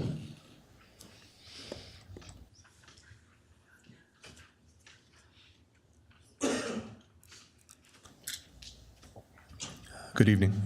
Good evening. I'm here to express deep disappointment and concern over our City Council's failure to protect our immigrant community that were left hiding in fear during this inhumane hunt for brown people in our city. I'd like to thank Council members Trujillo, Ortiz, and Pemberton. Thank you for standing up with courage when it counted. Mayor Sosa, your city bio says you're soft-spoken and even-keeled, but during this crisis, you weren't soft-spoken. You were silent. You were golfing, then on vacation. When Downey needed a mayor with moral courage and swift action, you vanished. Our neighborhoods were raided. Immigrant residents faced masked bounty hunters and fear in their own homes. They needed leadership. You let us down. We have Councilwoman Claudia Fermetto, whose bio boasts decades in emergency management and communication. But during Downey's emergency, we heard nothing. 4 years ago, almost to the date, you led a protest at Portos for Cuba. That passion was admirable. But when your own Mexican immigrant neighbors needed you, you stayed behind closed doors working, as you stated. And the doors stayed shut. While people were being ripped off Downey's streets, you both chose silence over solidarity. Our undocumented neighbors are essential: workers, parents, students, taxpayers. A vague action plan is not enough. We demand a clear city policy against ICE cooperation, a public rapid response protocol, support for legal aid and know your rights training, emergency aid for impacted families. I've personally delivered food, donated for legal support, and offered to be a guardian for my student whose parents may be deported. If one student can do that, this council can and must do more. Anything less is performative and unacceptable. We won't forget your inaction, and we won't stop until Downey protects all its residents, documented or not.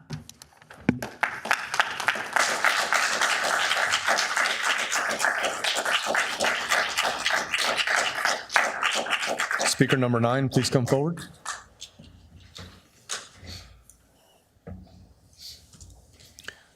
Good evening.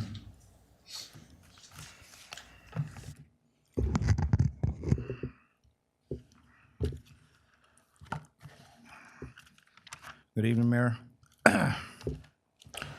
Ruben Vargas, 13 years old, excuse me, shot point blank and murdered.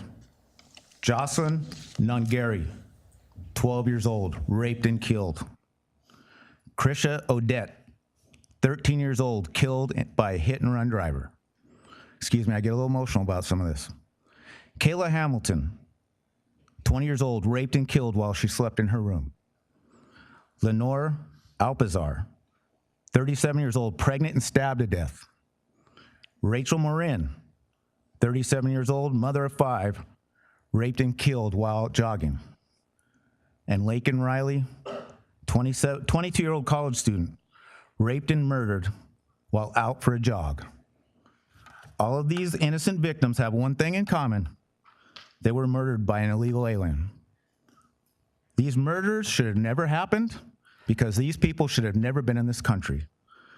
I hear a lot about compassion. Where's the compassion for these people? I hear a lot about family separation. These families will never be reunited with these victims. The previous speaker, like I mentioned, said Downey needs to show compassion. I'm not seeing a lot of compassion for these people. So instead of working on things to improve this city, like improving the roads, making our parks safe, we have 2 activists on this council, Mr. Trujillo and Ortiz, who are stirring up protesters, posing for photo ops, and making negative comments about law enforcement. Mr. Ortiz was quoted as saying, "We need to show the federal government that we don't want them here." And then he was photographed waving some kind of modified US-Mexican flag with a group of protesters. As a veteran who served 2 combat tours and almost died for that flag, I find that offensive. But let's put this in perspective. Downey has a population of approximately 114,000 people. Less than 20 have been arrested by federal immigration officers. But again, we have these two council members stirring everybody up, making believe the whole city's getting round up. It's a joke. Again, let's keep this in perspective. I don't have a lot of time, but my family came here legally in the late 1600s from Ireland, legally. And if you know anything about history, Irish immigrants were made to be indentured servants. Meant they had to work for years to pay off their debt before they would even have a chance to be really free. No one came to their rescue.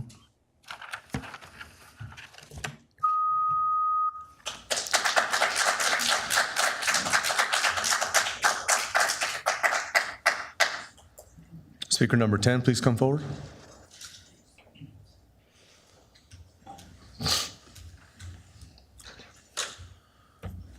Good evening. Good evening, Mayor.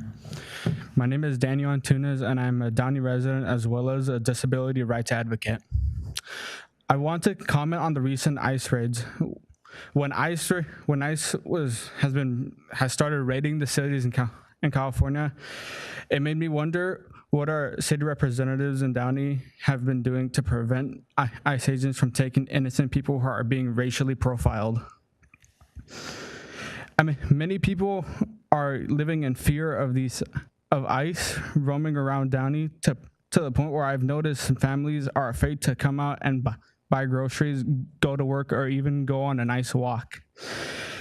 I've even seen agents waiting around Warren High School and even our Downey's PIH hospital. So I ask again, what have our Downey representatives done to help prepare and support their residents about the issues regarding ICE? And if there is a plan, what is it and how will it help our cities? Thank you very much.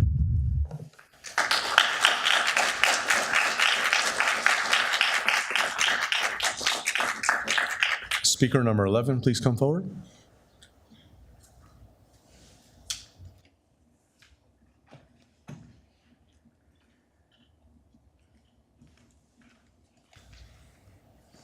Good evening.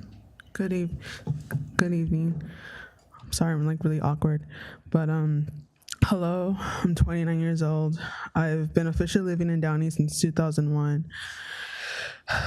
Once a lively city, and now due to everything that's going on, it's a city that's unsafe. My message is for both certain representatives of the city council and those dressed in blue wearing the badges, because both of you guys decided to have a place that's meant to serve and protect their people, and frankly, I don't trust either of you guys, certain representatives to protect me and make me feel safe these days. I'm here, I've been speaking my frustration about everything that's going on because like many others, I'm frustrated. I'm depressed and sad about what's going on in my own city and my own, country. Because unfortunately, it's my own country. I've been out there speaking and in here speaking in different council meetings. You wanna know what's the difference? Is in here, I don't feel like I'm gonna get a head injury from those dressed in blue. I will hopefully walk safely to my car and hopefully drive safely to my home. But I and many others do not feel safe. You guys are worried about the safetiness of discount stores. That's not what's making it unsafe. It's your guys' doing that's making it unsafe, allowing this stuff to happen, following orders from someone who's also a criminal and illegal. What are you guys gonna do to protect us? Because so far it's been nothing, both parties. I'm at loss of words about everything that's happening. No one should feel like their breath is gonna be like an anxiety attack is happening to them. I don't want to feel like my rights are giving up, but they're going away, and many others. no one's here illegally because they want to. I mean, there's people who are here legally and there's people who aren't, and they're just trying to get legal. No one's illegal, especially when it's harder to become legal. It's harder to gain safetiness. I just want to call this my home again, as much as others. I'm sorry, I'm really nervous and scared, but and I really shouldn't be. But that's all I gotta say, because frankly, if I go on, I think I will just jumble. That's it.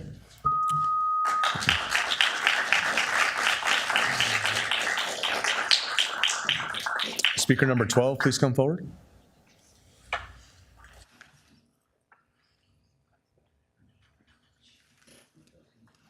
Good evening. Good evening.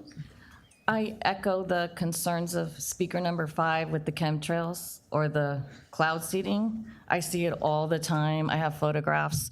I've been meaning to contact Dorothy Pemberton about that. What brings me here tonight is the concern over item number 20. You list in here budget allocation for individuals and families affected by the recent ICE raids. So what exactly does this mean? Is the city of Downey now, do we have a charity budget now? I'm just a little confused here as to, this is an unprecedented event, and now you want to, without any voter approval, take funds from the budget and allocate to, if I'm understanding this correctly, to fund foreign national lawfare against our federal law enforcement and the government. Is that what this is for? I just want to understand that, because somewhere I think this doesn't sound right. It doesn't sound legal. City of LA is now entangled in a lawsuit from the U.S. Attorney, the U.S. Attorney's Office, Asaley. I don't think we want to wind up there.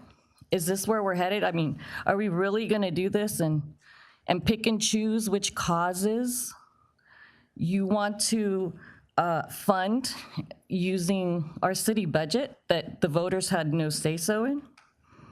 Really? I mean, you're free to be activists and fundraise. If you think your cause is so, is going to gain so much support, go start a 501(c)(4), do it on your own time. Why do you feel like you have to use city funds for this? I feel, and by the way, I feel much safer now. I ride my bike along the LA County riverbed there, and it's empty now. There used to be, I used to just speed really fast going up and down the hills because these guys, these drug dealers were sitting there doing drug deals right there along, they're all gone. They're gone. So I truly support law enforcement, local, federal, county, state. I have family in law enforcement, family that has served this country for generations.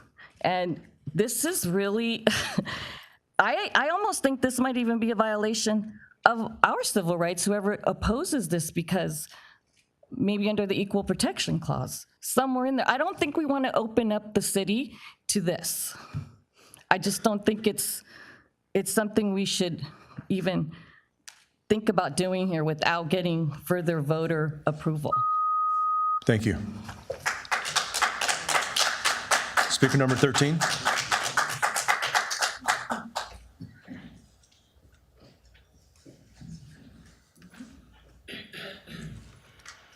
Good evening. It's nice to see some new faces up there. I haven't been here to speak in quite a while. I am an educator, veteran teacher in the community. I'm also an activist and an advocate for special ed students. I raised my children here in Downey. I have one student in college and one child who's in high school. And like some mothers that shared with the board, I am scared when they walk to school Well, one of them, because one of my girl has beautiful dark hair, and I think she's in more danger than my son, who has light complexion and also looks older than he is, like another mother said. And should we be living in this fear as mothers that our children can be taken away because they don't have ID yet? These are some sad times, and as a teacher, kids are afraid to go to school because they might not have their parents at home when they get back. They don't want to go to school. They don't want to start the new school year. I didn't know that we were going to have this agenda, item number 20, but I'm glad to see it there. But I do ask the council members to do more. Have you noticed the car wash is closed? The one on Old School River has been closed for a few weeks. The whole family there was wiped out. I went to the other one near Target on Firestone, and they said that they were hit 4 times already. When is enough enough? Those men there are terrorized, and they took 7 already. So the gentleman that keeps rambling on that said that only 20 people have been taken in Downey is full of it, because there have been way more than 20. They don't even account for the people that have been taken. There's only, so 7 in one business. So think about it. We're gonna be paying higher prices. The cleaning ladies, the gardeners, and all those people have Thank you. disappeared.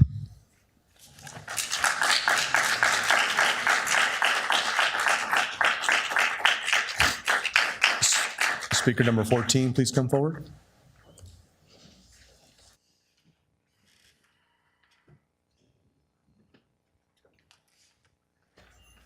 Good evening. Good evening. This is also my first time, so I'm pretty nervous. So my name's Liz. I actually work at Community Legal Aid SoCal, and I came here because I saw that you guys were planning on donating some money to help out our communities. I just wanted to point out that I feel like that's something that is necessary, especially in these difficult times. And also that it doesn't just contribute to people with documents or, you know, who are here, you know, on visas. It contributes to everyone, people who have been also detained, you know, legally, who are citizens. And working there has made me realize that it's not just affecting illegal immigrants, it's affecting everyone, literally everyone who is brown. And that's why I support item number 20, not just because I work there, but because I've seen it, you know, face to face, hearing the whatever it is that everyone has been going through when they go and they ask for representation. And I know that the money that is going to be donated is going to be used towards Know Your Right workshops, legal representation, and other critical resources that, by the way, are not illegal, you know, to present and hand out to the community. That in no way is violating the law. On the contrary, it's helping the communities, it's helping the residents, and it's helping business owners as well who are being affected. And I think together doing this, it's going to help us to bring us together instead of causing division, and will help us, you know, stay informed and connected. That's it.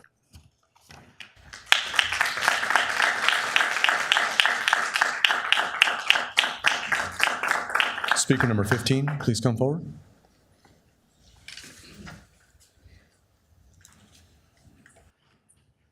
Good evening. Good evening. My name is Luz Herrera, and I am an attorney and a board member of a nonprofit that serves a local community.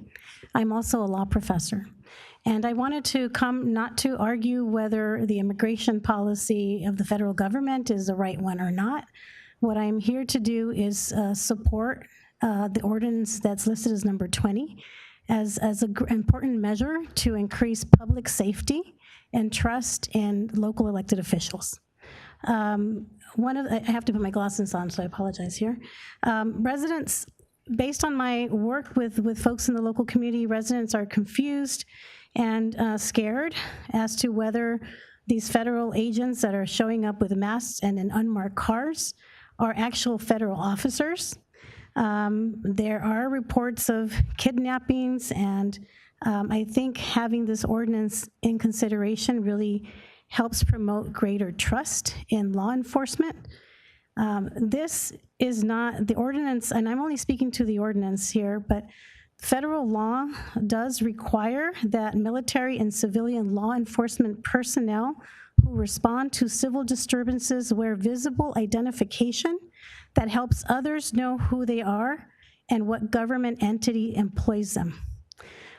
Federal law also requires enforcement officers and members of armed forces that are engaged in crowd control, riot control, or arrest detainment during civil disobedience to clearly display identifying information. I think the ordinance is about identifying the information of who these people are, and it's really about public safety.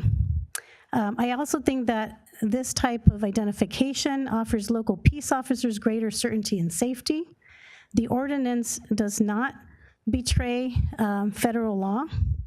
It also, it's actually, within the federal government's regulation and DHS regulation that certain processes be, that individuals identify themselves as soon as it's possible. So I am here to help bring a different light, to take it out of the emotional and say, you have the power and the ability and the responsibility as elected officials to protect all residents in your community, and look at this ordinance as ensuring public safety, not about taking sides in an immigration debate.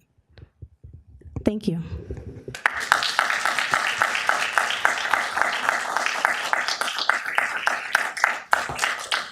Thank you. Speaker number 16, please come forward. Good evening. Good evening, Mayor, City Council members. Thank you so much for the opportunity. My name is Alma Marquez, and I'm here as a co-founder of the La Comadre Network. We are a group of women who are organized throughout the state of California and also in 7 states. I am also here as a de facto member of the Downey community. Our family has lived here for over 40 years.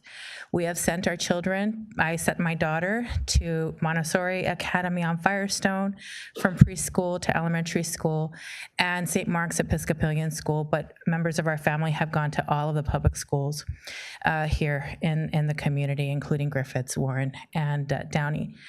And on behalf of the children, I'm here to advocate for the support of this measure of item number 20.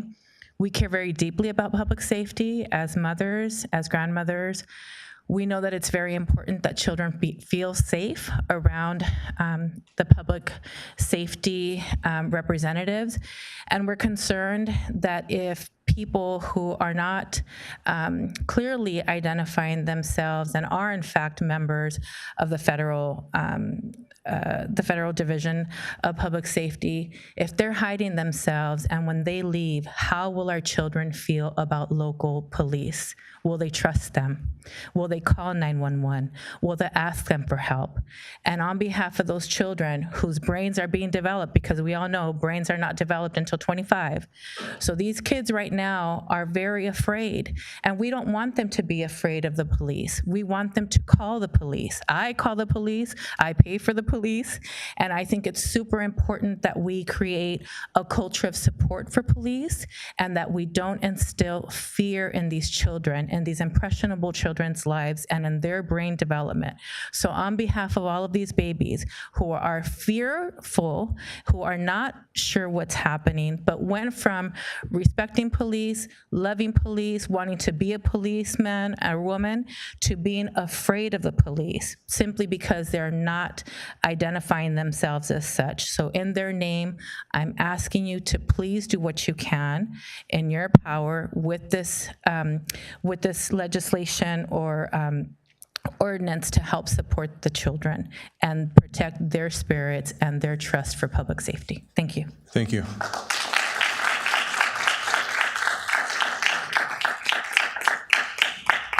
Speaker number 17, please come forward.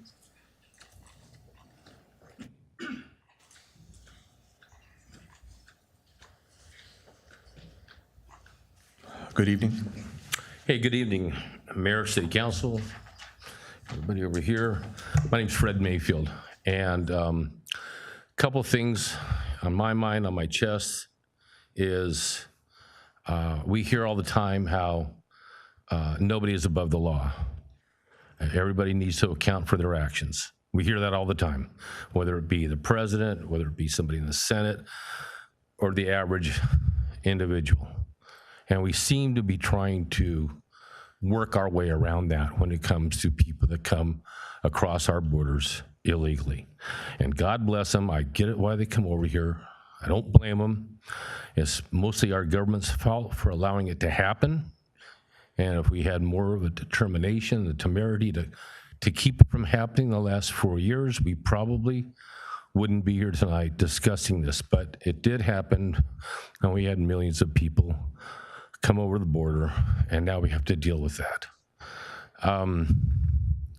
As far as ICE is concerned, I don't know what all is involved with ICE. All I know is what I hear on the radio and on the TV. And what I hear is they're going after the bad guys. We're going after the worst of the worst. What I don't understand is that all of these sanctuary cities, they don't want to have anything, they don't want their police departments to have anything to do with ICE. They want no cooperation whatsoever. So what are they supposed to do? The police, you guys know where all the bad guys are. That's your job. You know where all the gangs are. You know who's Please keep your comments towards me. I apologize. It's okay. They know where they're at. Maybe if we worked a little closer with the police, with our government, then maybe ICE wouldn't be out beating the bushes every place. Maybe they could be more specific on where they're going to go and who they're going to pick up and how they're going to do it. But because we refuse to work with them, they have no choice except to go out and fan out and just beat the bushes and see what falls out of the tree. So I would say that it's you guys' fault if ICE is here running around town looking for people. If they had more cooperation with the police department, I think that you would avoid a lot of these problems. I'm done.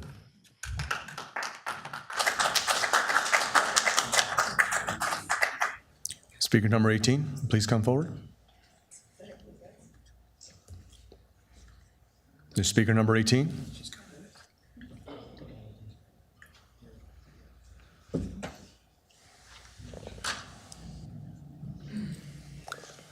Good evening. Good evening.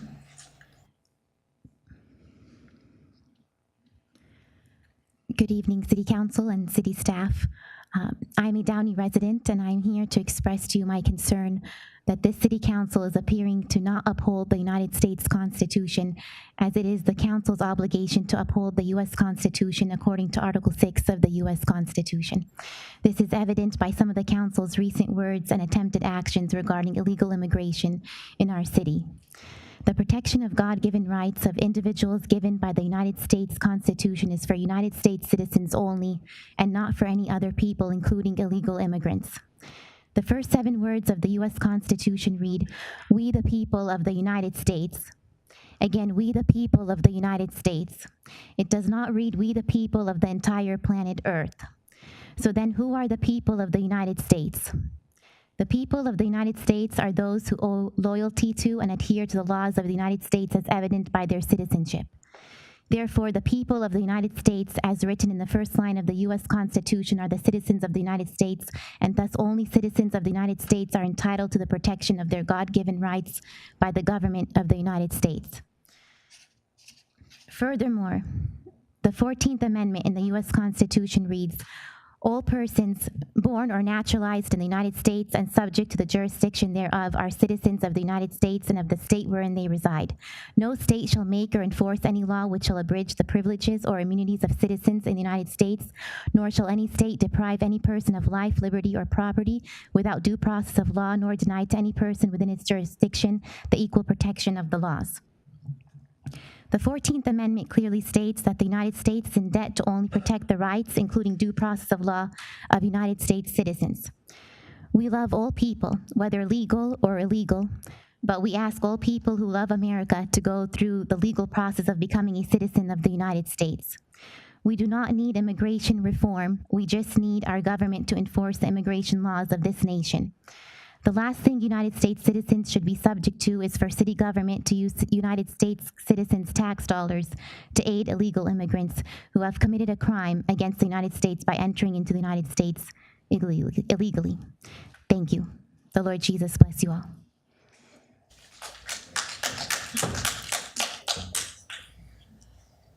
Speaker number 19, please come forward.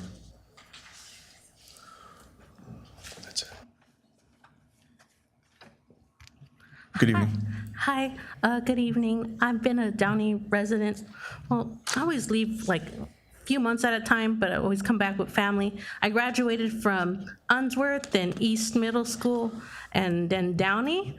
So like pretty much all my life here. But when I'm on Instagram and I see like you guys posted something about how ICE wasn't like at the embassy, or there's, you straight up lied to us. Like I saw them leave the building. Like I saw agents, I saw undercover agents approach people at protests. It's like just aside, all the whole immigration, no matter how you feel about it, it's like the fact that you lied and you denied that they weren't there when there were already employees saying, yes, they are here. Why would you lie to your citizens? Man, I think I actually voted for some of y'all, and that blows my mind. You lied to my face. You lied to all of our faces. It doesn't matter. Like, you work for us. How dare you lie to our faces? It boggles my mind. Like, put aside whatever party you guys are like a part of, and can we just agree how messed up it is that you lied to us? You lied on social media. The internet's forever, right?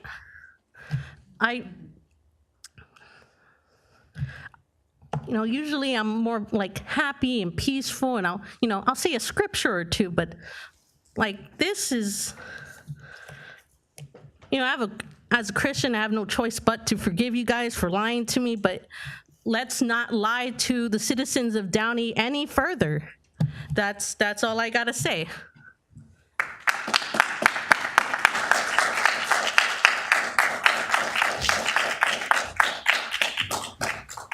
Is there a motion and a second to close public comment? Second. Sorted by the mayor. Now is the time for consent calendar items. Are there any council members who'd like to remove or abstain from an item? Yes, Mr. Mayor, I have to recuse myself on item 6, item 17, and number 19. Oh, number 19 is an admin report, Councilmember Trujillo. I'm sorry, ma'am. No, that's an administrative report, not consent calendar. Oh, my apologies. So just 6 and 17, Mr. Mayor, you are correct. Thank you. Anyone else? Is there a motion and second to approve the consent calendar? So moved. Second. Please vote.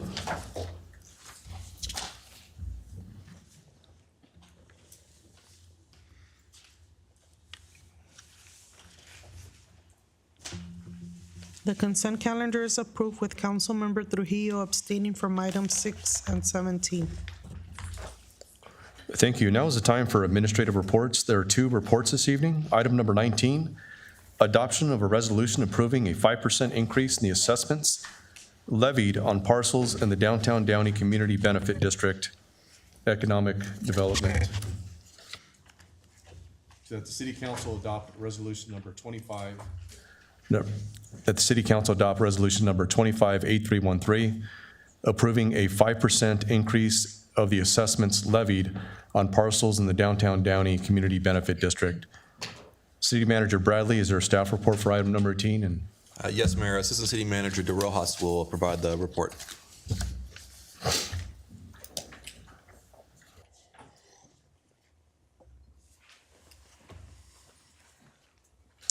Good evening, Vanya. Good evening, Mayor, members of the City Council. Thank you for taking the time this evening. I do want to note that also present here tonight is Hans Fritz, the Executive Director of the DDIA, who's also available should you have any questions following the presentation.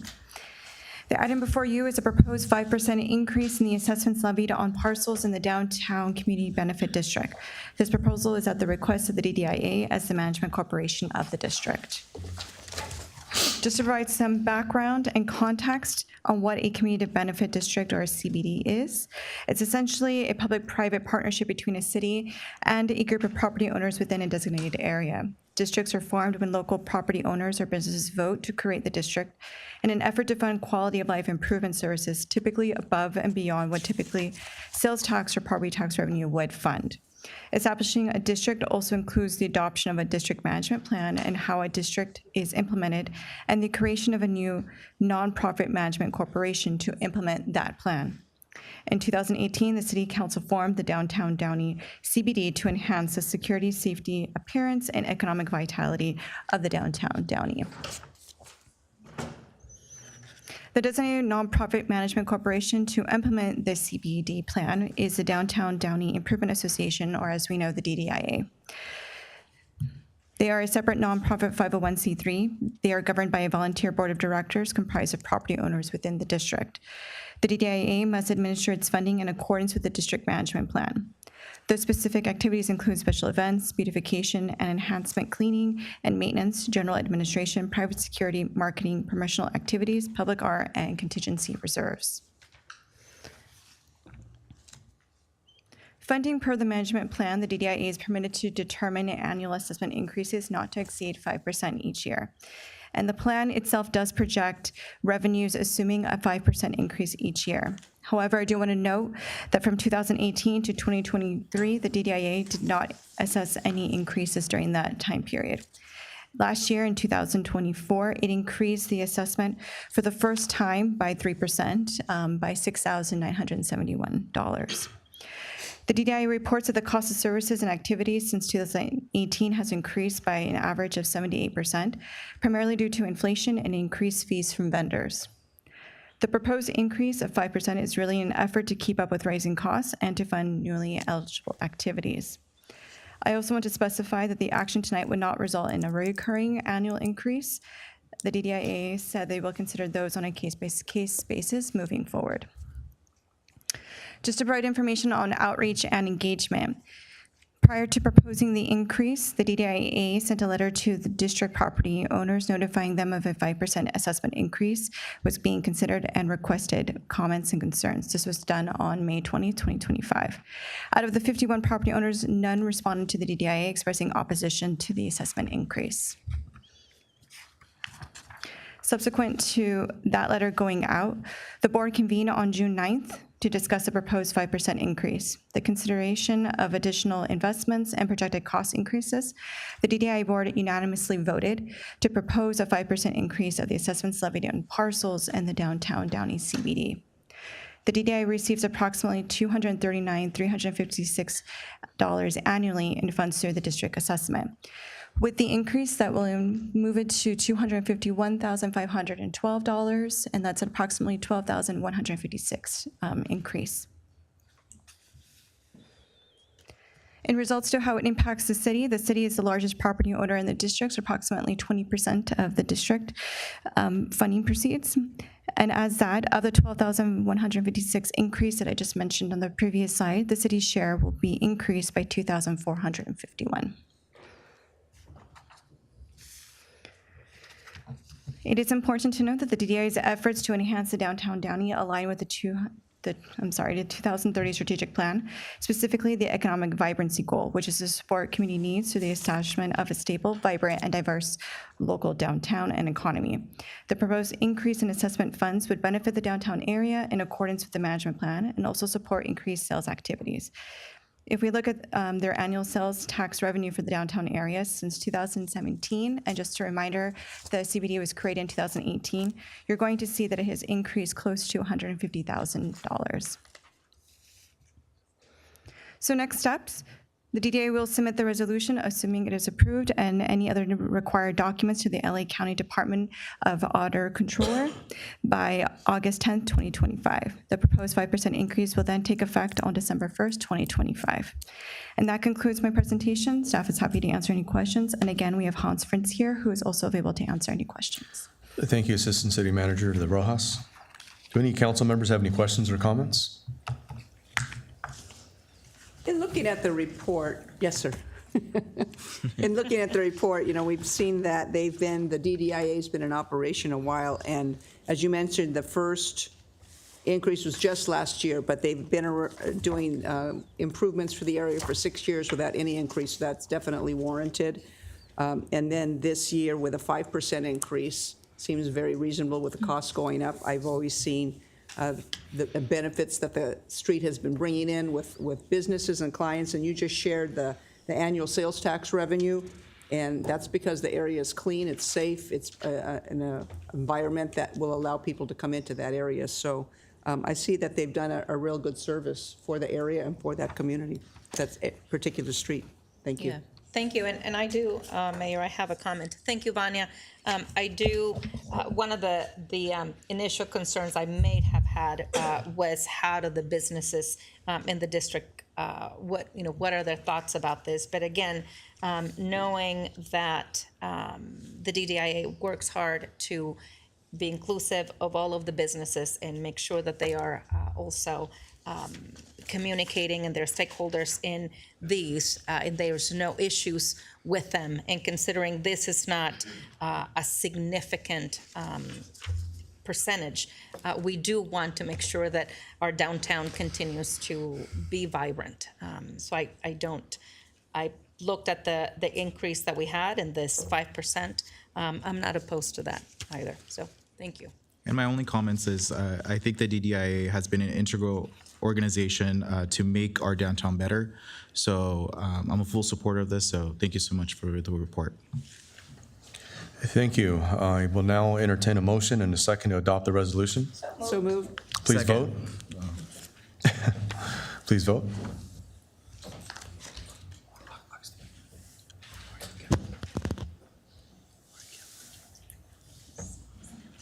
The motion is approved with Councilmember Trujillo abstaining from the item. Thank you.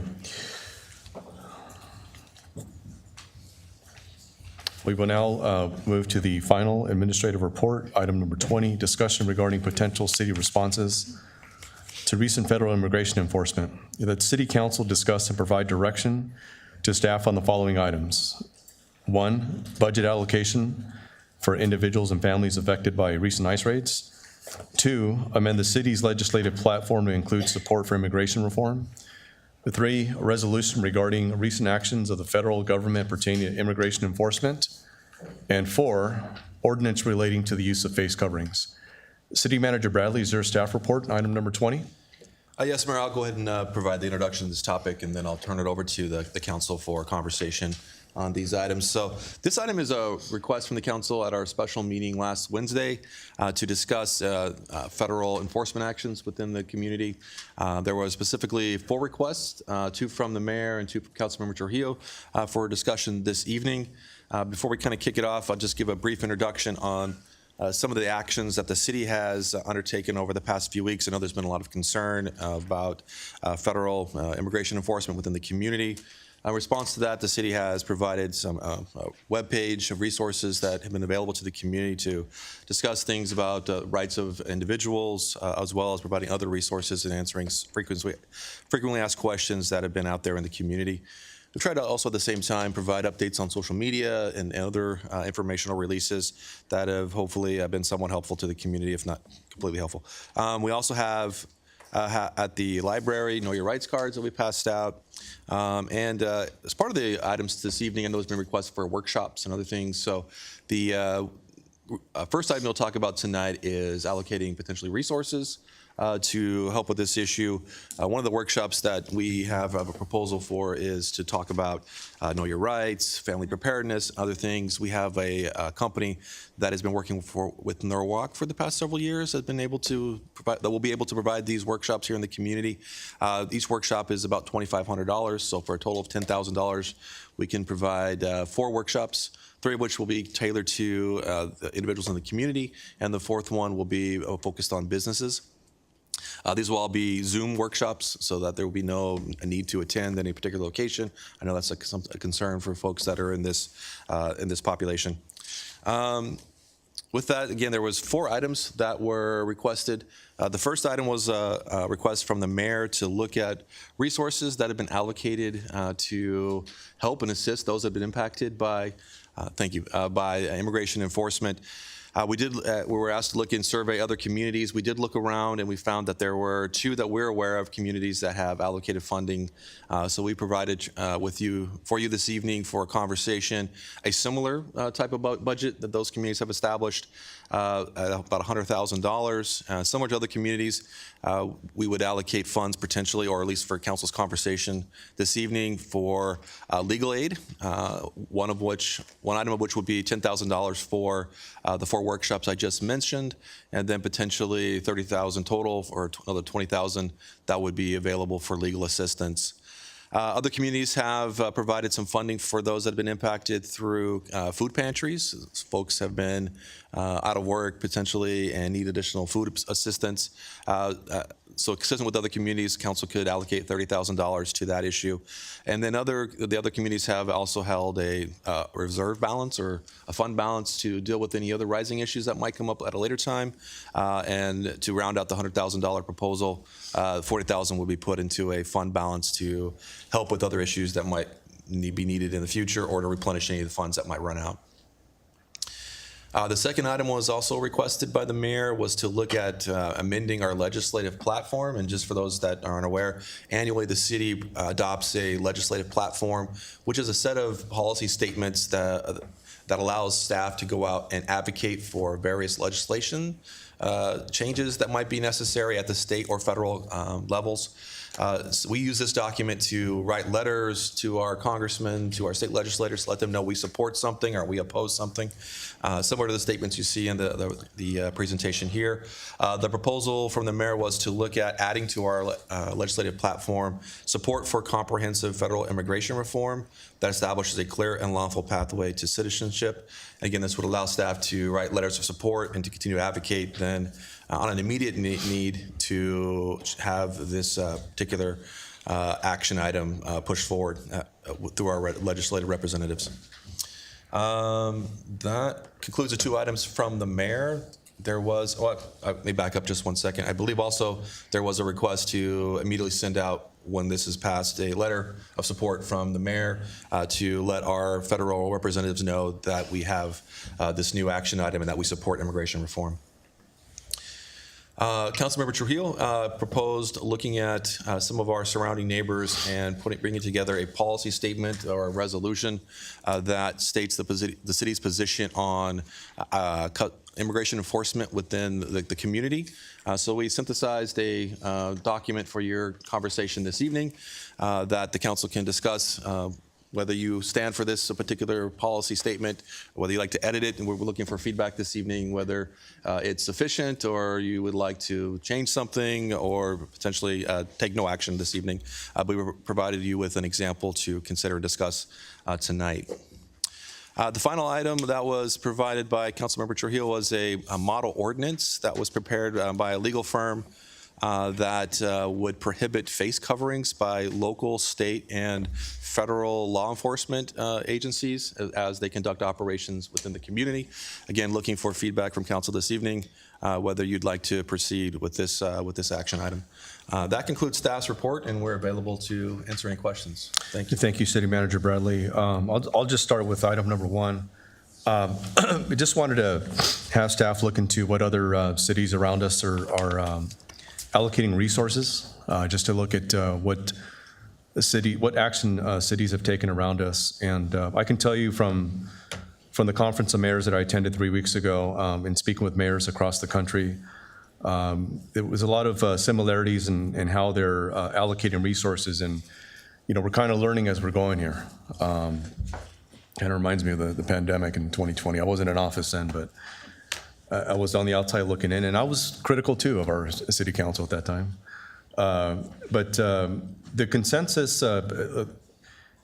small and big cities, some of the mayors that, we did have a session on that, and some of the conversations I had with some of the mayors, most of them are addressing the immediate needs by providing workshops and also addressing food insecurities for most residents impacted by this. So I just want to throw that out there, and I guess we can go ahead and start with item number 1. If any council members have any comments or questions on that. I do. I have a comment, Mayor, regarding this item number 1. Looking at, I think what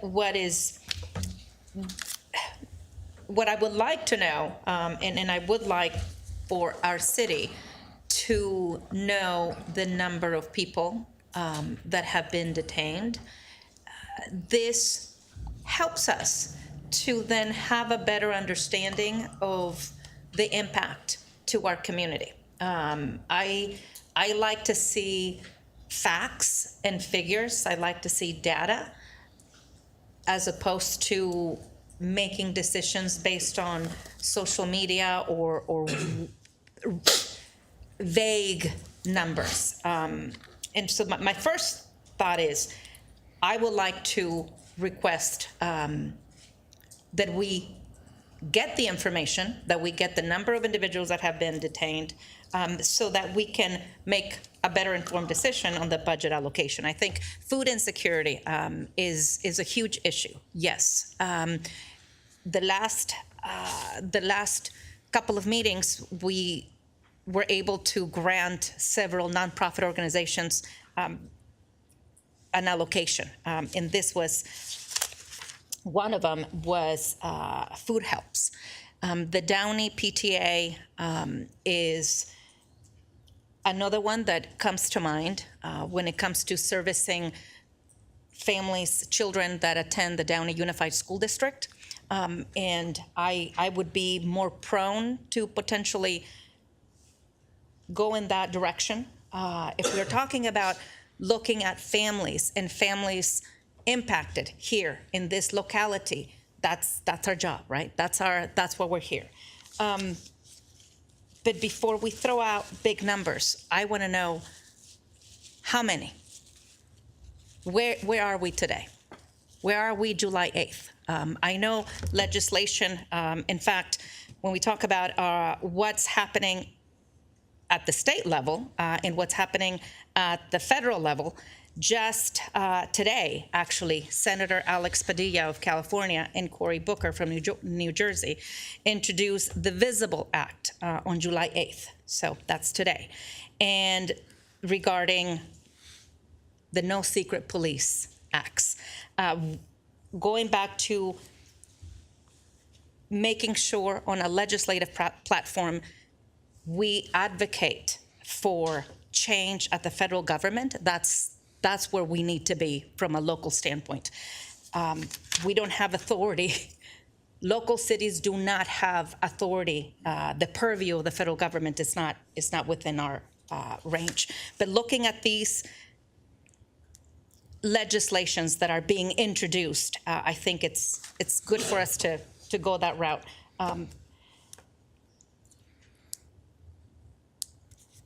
Providing legal immigration advice, the Know Your Rights and those workshops, I'm in favor of.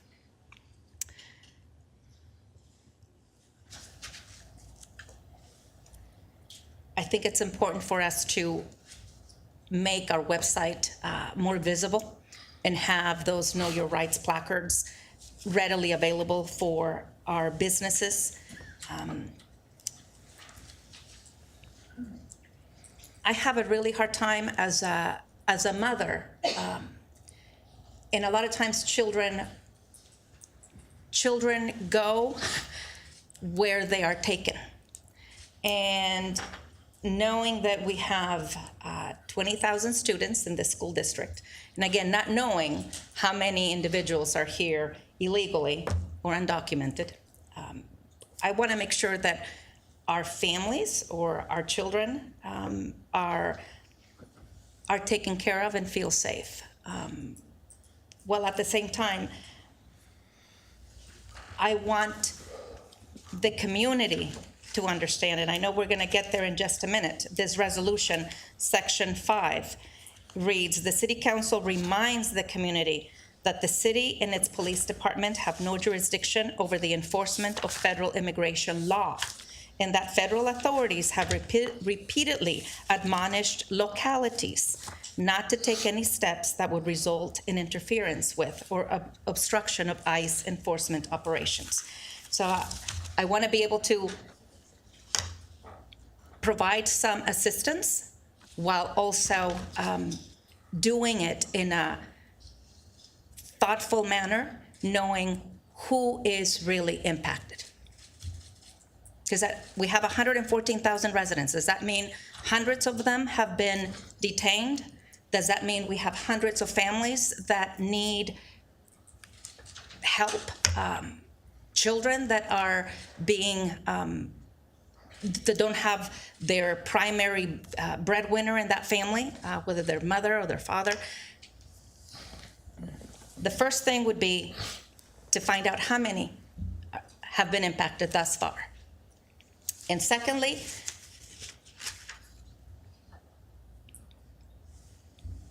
doing an allocation for PTA helps. That would benefit Downey families. But beyond, I think these numbers, I don't feel comfortable because there's a lot of statements that we have heard that are inflammatory. I don't know how many. And so I keep looking at our budget and just pulling these figures. This is taxpayers' dollars.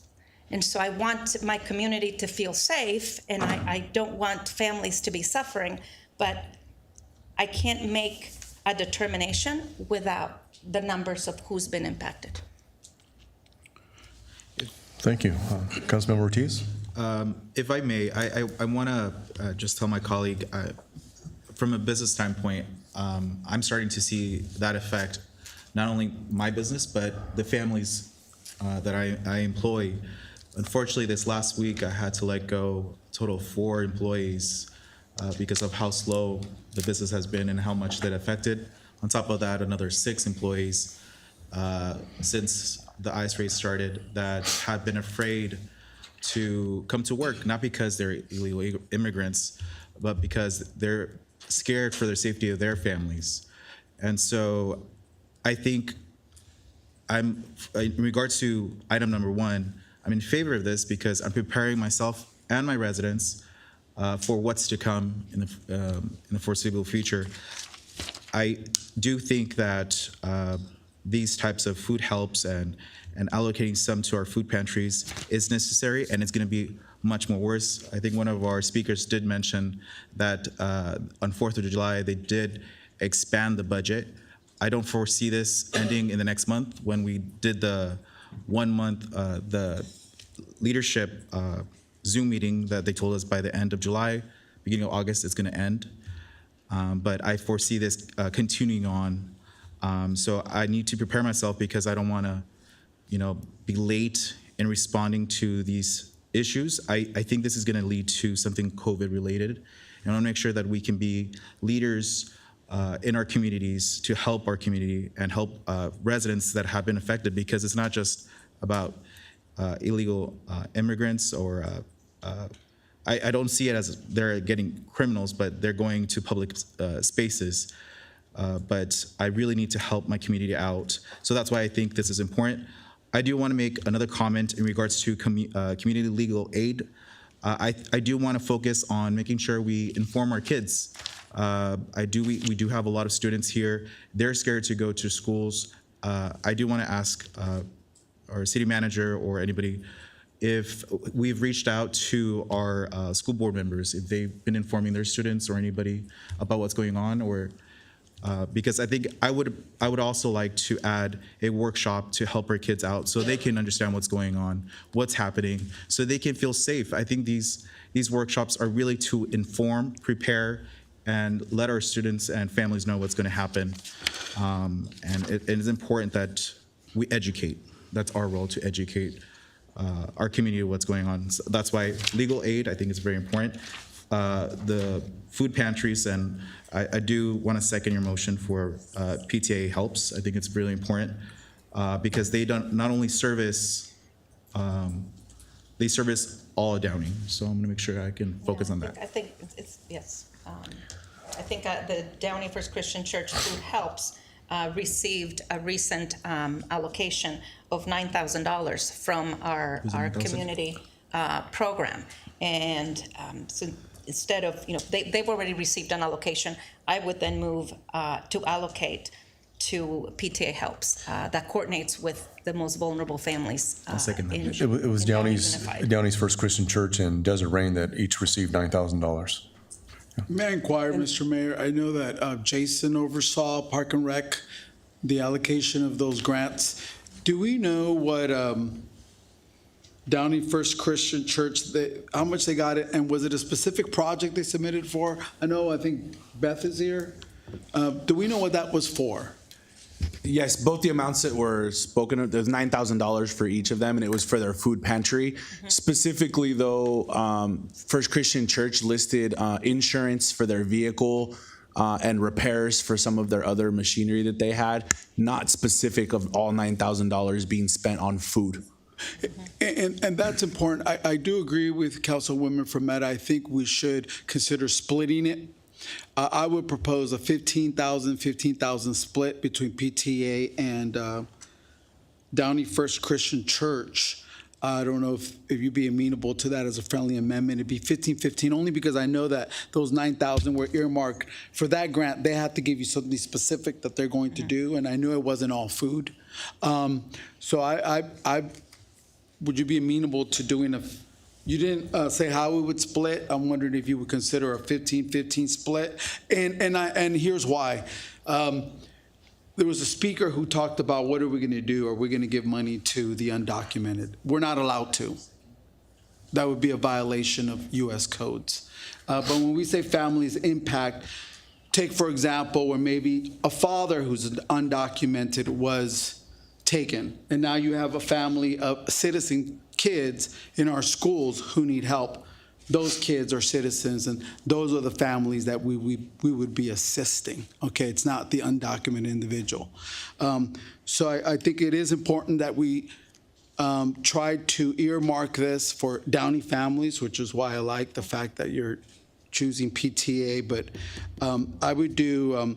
I am concerned, Councilwoman from Meta, that when you ask people who are living in the shadows, we're trying to identify how many numbers. I'm afraid that type of surveys may not come up with the actual numbers, and I suspect that a lot of people who were taken were not even residents of Downey, right? But nonetheless, the incidents, the kidnappings that they're being described happen here, and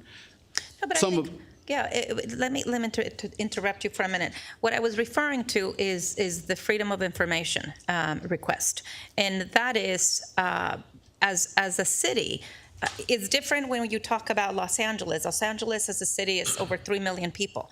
Downey is 114, so it's a fraction of that. We need to be able to know what is the impact to our community. Yes, there's a lot of fear and anxiety, and we need to be able to respond to that by workshops and more information and know your rights placards for businesses. Perhaps in the schools, we need to have a conversation with the school district. But specifically, I think as a city, we need to be able to have a better idea of clearer numbers. Otherwise, everybody can have inflammatory statements, and we then make decisions based on non-facts. So I have a question, Jason. the allocation of Desert Rain was, for the 9,000, was that all for food? Directly to the food pantry? No, it also included other operational needs. I'd be amenable to 10, 10, 10. Give Desert Rain 10, Downey Christian 10, and PTA 10. Let me jump in because I was former director of PTA Helps. And PTA Helps was giving food out 7 bags every other month. And then during the pandemic, it came to every month. But it's also non-perishable. There's no fruit, there's no vegetables, it's canned goods. Many times, you know, we had to watch expiration dates, and it's doing a bit of a reorganization right now. We also had not enough staff sometimes to staff it. So my concern is that there might not be enough staffing, helpers, and the type of food that they use, that they're not able to buy perishable like the churches are. And that's why I prefer to see the Desert Rain or the First Christian, or maybe there's another food pantry that's running and organizing right now that we could help support. I look at the a food pantry showing our compassion and our empathy with our city for those in our community, not just for the families that are impacted, but the businesses that are impacted too. Any type of business that is not getting the regular clients that they usually have, sales are low. They might have to close early. We see this all over social media. But also, even if people are not detained and the breadwinner or such is not there, they're still not going out. They don't. Not only do they have the food and the availability and the money to do so, but they're scared to go out. So I think providing food for them gives them that void, filling that void that they have right now. And I'm really in support of this amount to give to them, but also to an organization that gives them fresh fruits and vegetables and not just canned soup. Like I said, PTA Helps was canned stuff. Then First Christian and Desert Rain. Because they already had volume. commitments for, you know, things that keep their operational running. Do we have to decide? No. Do we know? Do we know how much of an allocation each of these organizations will go through on a monthly basis? Hey, Any idea? Is Desert Rain here? I want to say last time I spoke with them when I was there for the Christmas giveaway. It was something like 400. They do every other week. We have families. We have Beth here from Yes, Downey I'd like to First hear Christian Church. perhaps from I'd her. just like to hear from her opinion on how much of an allocation of food that Downey First Christian Church goes through on a monthly basis, give or take. As far as pallets of food, we probably give out about 17 to 20 pallets of food a week. So that equates to about 80 pallets a month. If you were to put a dollar value on that estimate, Off the top of my head, I don't have no idea. It varies, depending on what it is. How many families? As far as families, we do about 2. Well, they went down during the trade scare. We went down the first week to about 220 families. Second week, 230. This last week, we were closed on the 5th. The last week, we were back to about 270 families. So a big volume. So about 800, 900 a month. Yep. That's weekly, that's families. And PTA Helps had something like 200, 250 total, not per week. So. yeah, I agree with Councilwoman Fermetta with respect to the facts and numbers. I think it's obvious we all on this dais collectively want to be able to help out with resources, and I think we all agree on the addressing the food insecurities that have been that some of these families have been impacted by. But overall, big picture. And Councilmember Ortiz, you asked, do we have to decide tonight? We could do an allocation. I think we're tossing around some pretty feasible low numbers, and then we just kind of adjust as we go. I want the public to understand that when we go through this process, we are keeping the big picture in mind. I'm not sure if everyone knows, but last year we had a budget surplus of $1.3 million. This current year, our budget surplus is $144,000. It's a huge drop in differential between revenues and expenses for the city. Mind you, all 5 of us are keeping an eye on the city purse and the financial stability of this city. Also, we've had a community-based organization allocation program for the last, is it what, 4 years? Yes. The CBO program that we've had $100,000 allocated each of the last 4 years. After this last budget cycle, and mind you, this city passed the 12th consecutive balanced budget in a row. I don't think any other city can come close to that. It's, kudos to city staff on that. But I bring that up because going forward, we unanimously agreed to put an indefinite pause on that program because money is tighter now. So, we're kind of throwing around some numbers that seem feasible, and we're gonna. I think we just kind of go with that. I think I'm in favor of the workshops. Again, some of the mayors that I gathered with at the conference of mayors. These workshops seem to be pretty well received by the public with respect to the pathways to citizenship and also small business support. Just keeping the overall big picture budget in mind, some of the numbers were kind of tossed around. I think we can approach that and maybe just kind of see how, take it from there, how we go. And in the meantime, as Councilwoman Fermetta mentioned, we see the stats, like what's the actual need? And what's the impact? And when I first threw it out there, because, when I asked for staff to look at this last week, I wanted to see what other cities were doing. And there's only 2 other cities. I don't know how they came up with those numbers. Maybe they just threw it out there. I don't know. But these numbers, I think it's a good start. Maybe a few thousand for each of the pantries, and to monitor that and to specify that it goes directly towards food. And if we can measure that, and I'd be in favor of sponsoring these moving forward with these workshops as well. I'm in favor of the workshops, but I had a question in one of the wording for the Community Legal Aid SoCal. I circled the word representation, so they would represent an individual in something? If that word is kind of a trigger, what does that definitely mean? So the workshops are separate from the representation. That's just the advice that someone would be, and actually I think the community legal group is not going to be able to do the representation. Right. Is that correct? There'd be somebody else. Because how do you coordinate, or how do you choose, or, it's kind of... Right, so they do have representatives there that are legal counsel that do represent in certain cases, depending on the case. Okay. Because there are limitations on visas and other items related to that, so there are only certain cases they can take on. So not everyone will have legal representation. It's really a case-by-case basis. But the 10,000 is just for the workshops. The legal representation is separate. So Can we...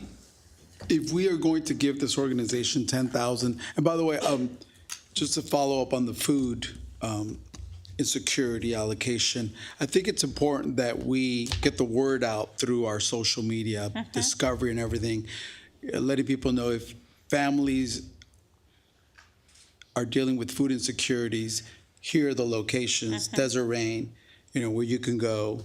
We've made an allocation, please. Yes. And let's run that promo constantly for at least the next couple of months while we deal with this. If I could just add to that, Councilmember Trujillo, it's an excellent point. Something else that we just have also noticed through the language access program we have here in the city, there are a number of organizations that work with limited English proficiency individuals, so like churches and other organizations. So those are the types of groups that we would also go out to make sure that information is getting provided to the right groups as well. Right. So I just wanted to make that note. I wonder if on the community legal aid of SoCal, if we allocated 10,000 towards them, can we also promote, there's this organization that provides advice, counseling, and representation. So if you need help, contact them. Are we allowed to do that?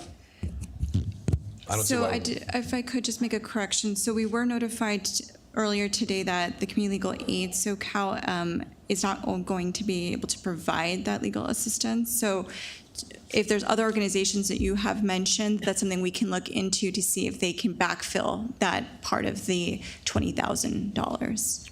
But I don't see why we couldn't, if there's allocation to that particular purpose, then we could put something out to people that say it's available. I like for the city to be able to say, look, if you need legal assistance, if you have these questions, call these people, or if you need food, go here. That pathway. And if I want to re-emphasize what I said earlier, when I did a lot of, I know, Mayor, we both interviewed for a lot of scholarships, and I know Dorothy has for during schools. You hear stories of the students, what most of the students, their parents don't speak English, they're facing a lot of things alone.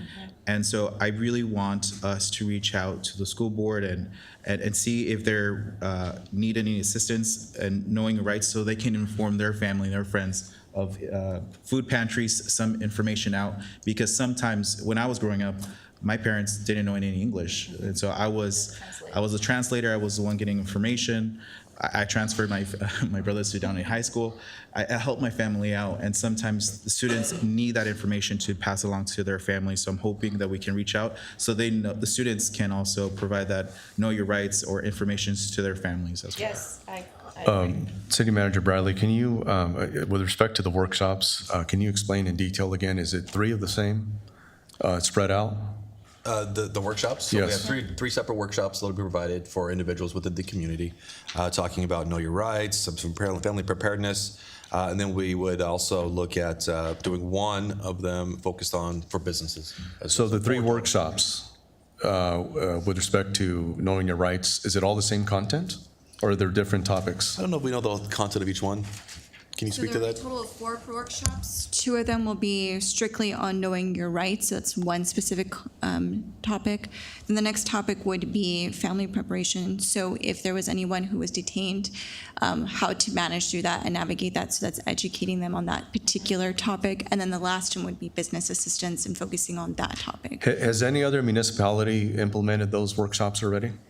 We know City of Norwalk. We know of one that has done something at this point. Yeah, Norwalk, thank you. Yeah. Okay. Are those bilingual, the workshops, and are they also online for people who are afraid to leave their homes? Yes, so the one that we're proposing through this organization would all be by Zoom for that exact concern. I wouldn't be in person. Yeah, and also with respect to the overall big picture, big budget picture, I do want to keep in mind, I mentioned this during our budgeting process, is the fact that we do have our collective bargaining units coming up, our MOUs, including police, fire, and public works. So I want to keep that in mind. But these numbers we're kind of tossing around are very feasible. I'd be open to making a motion with respect to the 3 food pantries.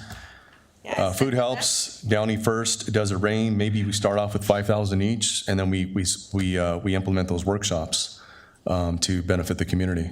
I'd like to make a motion for that. I'll second that. Just in terms of the record, Councilwoman Fermetta, are you removing your previous motion that was seconded by Councilmember Ortiz? Are you withdrawing that? Based on the conversation we've had as far as including the additional Desert Rain as a food distribution, we are now formally making this other motion. So the other motion is. And just so I'm clear, it's 30. Is it 30,000, Mr. Mayor, to be for food insecurity to be distributed among my 3 motion organizations? is between the 3 food pantries, PTA Food Helps, Downey First Christian, and Desert Rain, an allocation of 5,000 each to start off with, and we'll kind of monitor it so we can see some data, and then implementing those workshops. So that's 15 towards the 3 respective food pantries, and another 10,000 towards those workshops. 15 each, so that's 45? No, 5 each. 5 each. Because we got to be able to measure. Oh, correct. We got to be able to measure, how that's benefiting residents, and as far as addressing food insecurity, I mean, we want to be able to address that. We want, we don't want people, going hungry. So. Well, I know that in the summertime, the schools usually contribute and donate to PTA Helps during the school season. However, the shelves are probably empty now in the summer, as they always are. And when they come in August and start, that would be a good area. They come, they have a Wednesday or a Friday, just 2 days a week to go And so I can see stocking up the shelves, getting them ready, and if they still want to go and get the non-perishables, the fresh fruits and veggies, they have another source. So that's why it would be good sense. And also I want to mention with the students and such, I heard that the DMV will give all kids ID. You can have a Yes. California identification. Yeah. So maybe, that's something that can be started with some of the parents, getting California identification. It's good to have and always carry with you for any reason. Even if you're non-driver, you can have that. So I wanted to make that comment. So I made a motion, there was a second. Please vote.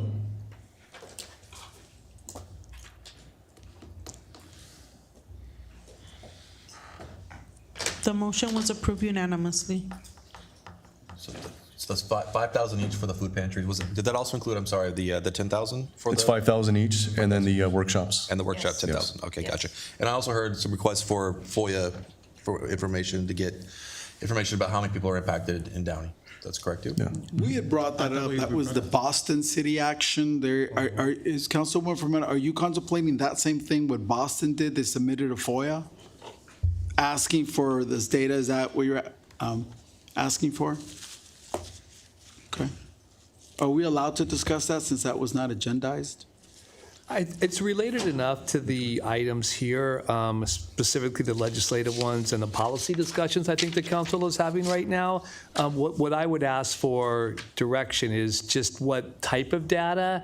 I don't think the description has to be overly granular, but if it just be, some general direction. I guess what I've heard so far is, I think from Councilmember Fermetta is, precisely, or if that data can be had, the number of individuals who will be detained so far in the city of Residents Downey. of Downey. That's what I've heard thus far. Yes. But if there's any additional information, then that would be helpful to know as well. I don't think we need to get so granular, but I think from our perspective, we need to know how many of Downey residents have been impacted.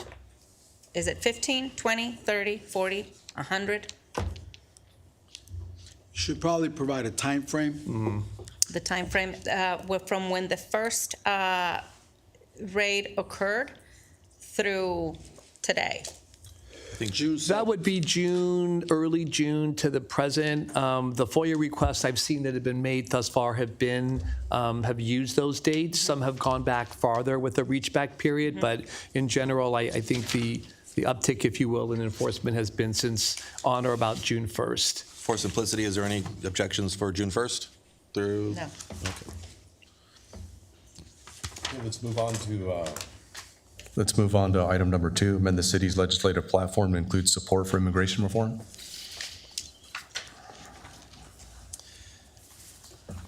So item number 2 again is the legislative platform amendment, putting in language saying that the city would support comprehensive federal immigration reform that establishes a clear and lawful pathway to citizenship. I support that wholeheartedly. I think all of us I think we all can do. attest to that. I'll make a motion. Well, before we make that motion, because I know under this item, we are discussing that a letter is going to be sent out. That is correct. If I can make a motion or a recommendation, I think we all agree that we want immigration reform. And I know, Mayor, with all due respect, you want to do that letter with your name on it, but I would also like to have my name on it. I don't know if the rest of my colleagues would agree, but I just want to make sure that I can also tell people that have the actual power to make immigration reform that I am in complete support of that as well. Well, when I initially brought it up, Councilmember Ortiz, I said I'd gladly sign it, and I would welcome my colleagues to join me in signing it. Yes, you did say that. Yeah. So was there a motion? I make a motion that we amend the city's legislative platform to include a support for immigration reform. Second. Please vote.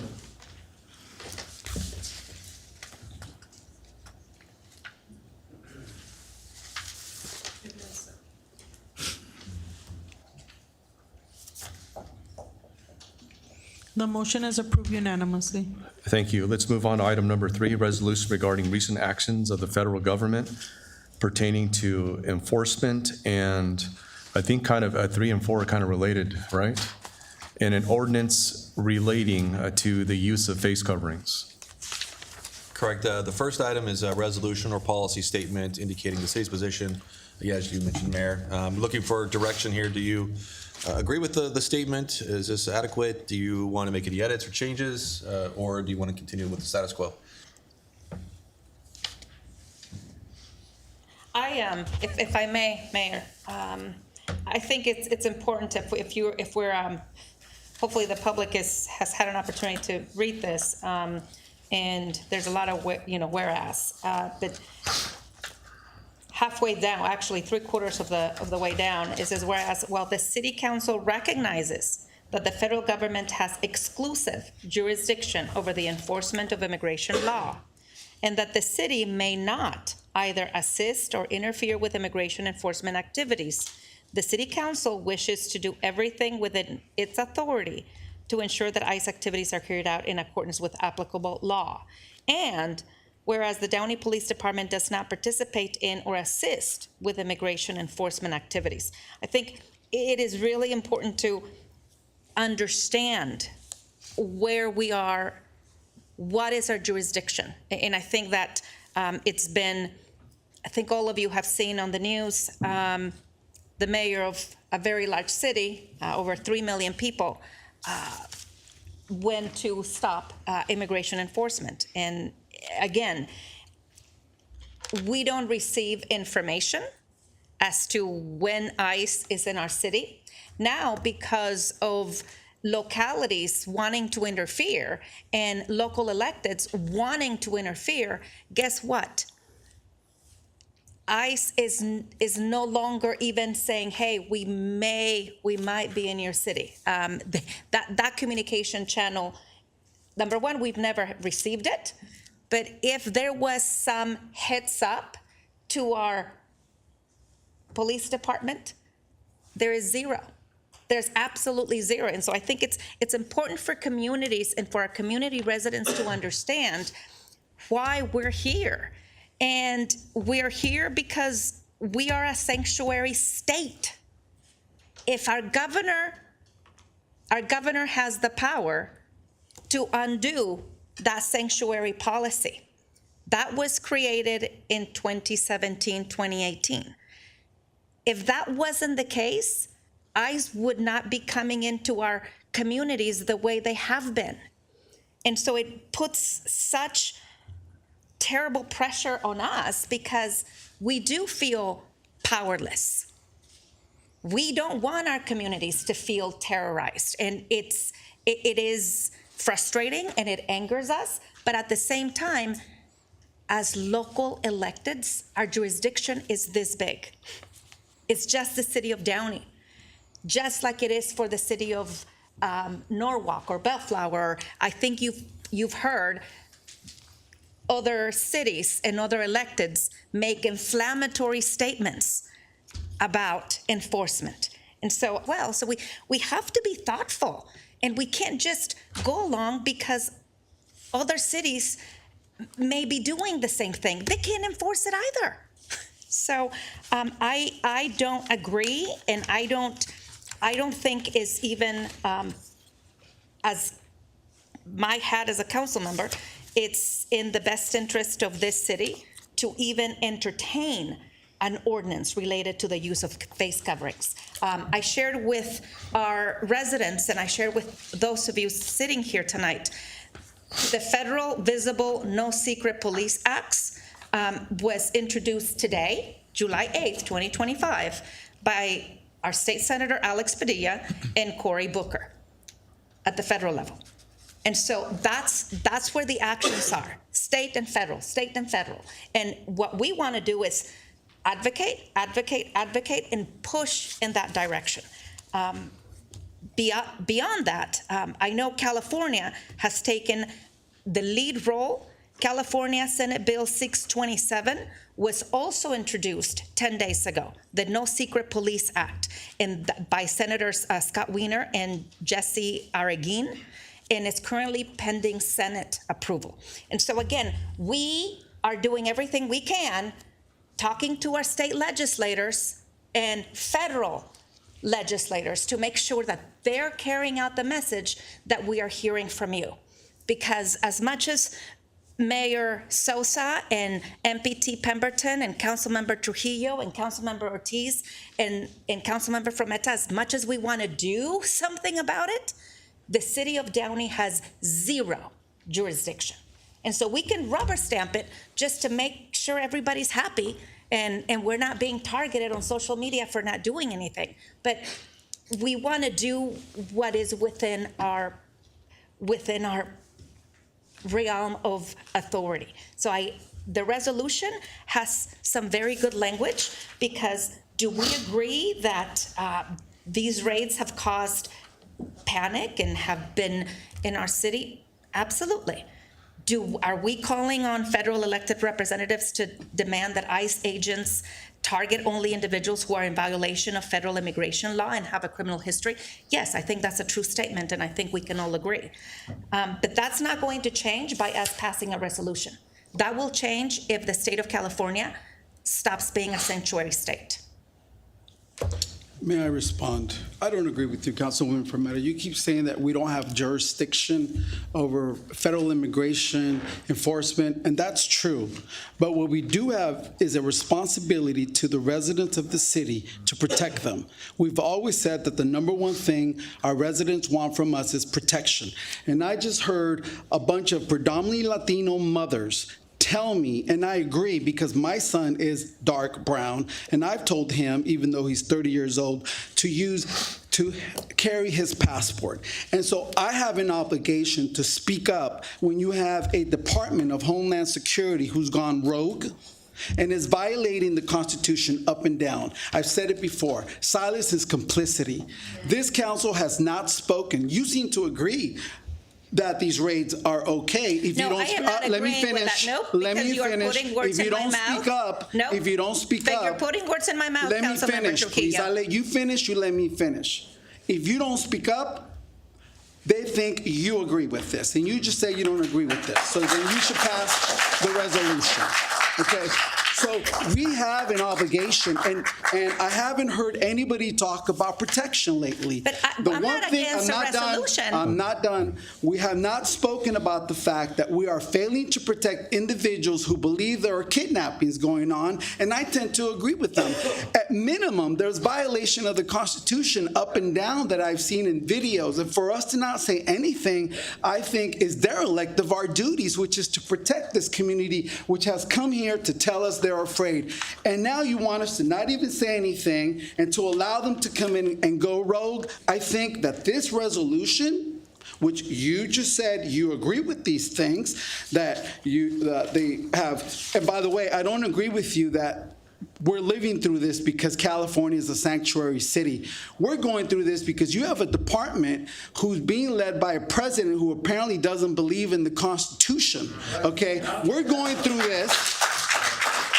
We've been through mass deportations before. They've done quietly. You can argue that President Obama and President Biden, if you look at their numbers, were doing their job correctly, giving people due process and deporting those that they told us were going to be deported. Why don't they pick up the traffickers and the gangsters and the drug dealers and the cartel members? They're getting 70% of individuals who have absolutely no contact, and they are creating an environment of fear in my community that I cannot stand by and be quiet. So I thought that this resolution was a happy medium that all of us could agree on, because they should be denounced.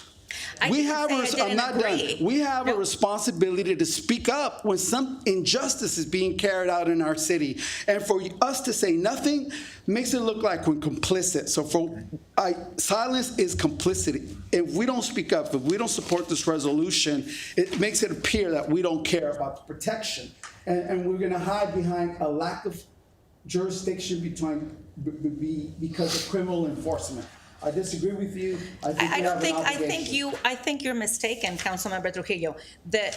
What I disagree with is the ordinance. I never disagreed with the resolution. I was stating the sections that indicate where our jurisdiction is. I never said I don't agree with it. I don't think you heard me correctly. Good point. And so the ordinance about the facial coverings is where the jurisdiction does apply, and we don't have. But as far as the resolution, so again, you need to stand corrected, and for the record, I never said I did not agree with the resolution. Great, then I make a motion that we adopt the resolution. Well, can I make a stated. comment? Yeah, Sure. I think. I think we all need a chance to speak here. Thank you. So let's parcel out, Councilwoman from Meta pointed out that there's two things in front of us. There's a resolution and there's an ordinance. Perhaps, Mr. Mayor, we should pick up one first, the resolution, and then we'll go to the ordinance. May I suggest that? So. Councilman Ortiz, go ahead. Well, I think we agreed that the resolution we agreed on, and I think that was in the same as item number 2, what we discussed. My question, and I'm going to ask the chief. I have a question.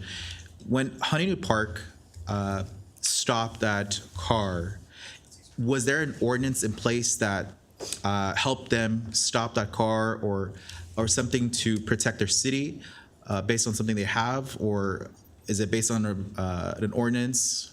I wanted to see how they detained that guy that was a ICE agent. Yeah, I don't want to get too much in their case because I don't know all the details, so I don't want to speculate on that. But my understanding wasn't any kind of ordinance or anything like that. It was a parked vehicle, and I think further investigation led to everything else. But it wasn't an ordinance per se that led to that. And I read there was a tip arrest. to go check out that car. So That's what I read too. So it's based on a tip. So if residents see a car, or how do we protect our residents to ensure that these individuals are ICE agents? We don't have any type of protection. No, I would say it's just like anything. If we get a call for service on that, we'll go out there. I don't need an ordinance or anything like that. If I got a call right now, just like anything, and citizens are complaining about something and they're unsure of something, we're still going to respond out there. Now, if we go out there and we identify them as a federal agent, then we leave. Everything continues on as is. We don't interfere with it. But we could go out there at least to just talk to them and verify their who they are. Going back when a lot of this kicked off, they were in our west lot. I went out there and talked to them. So we can do that, to ensure that, nobody's being quote unquote kidnapped or anything like that, or just to verify their identity.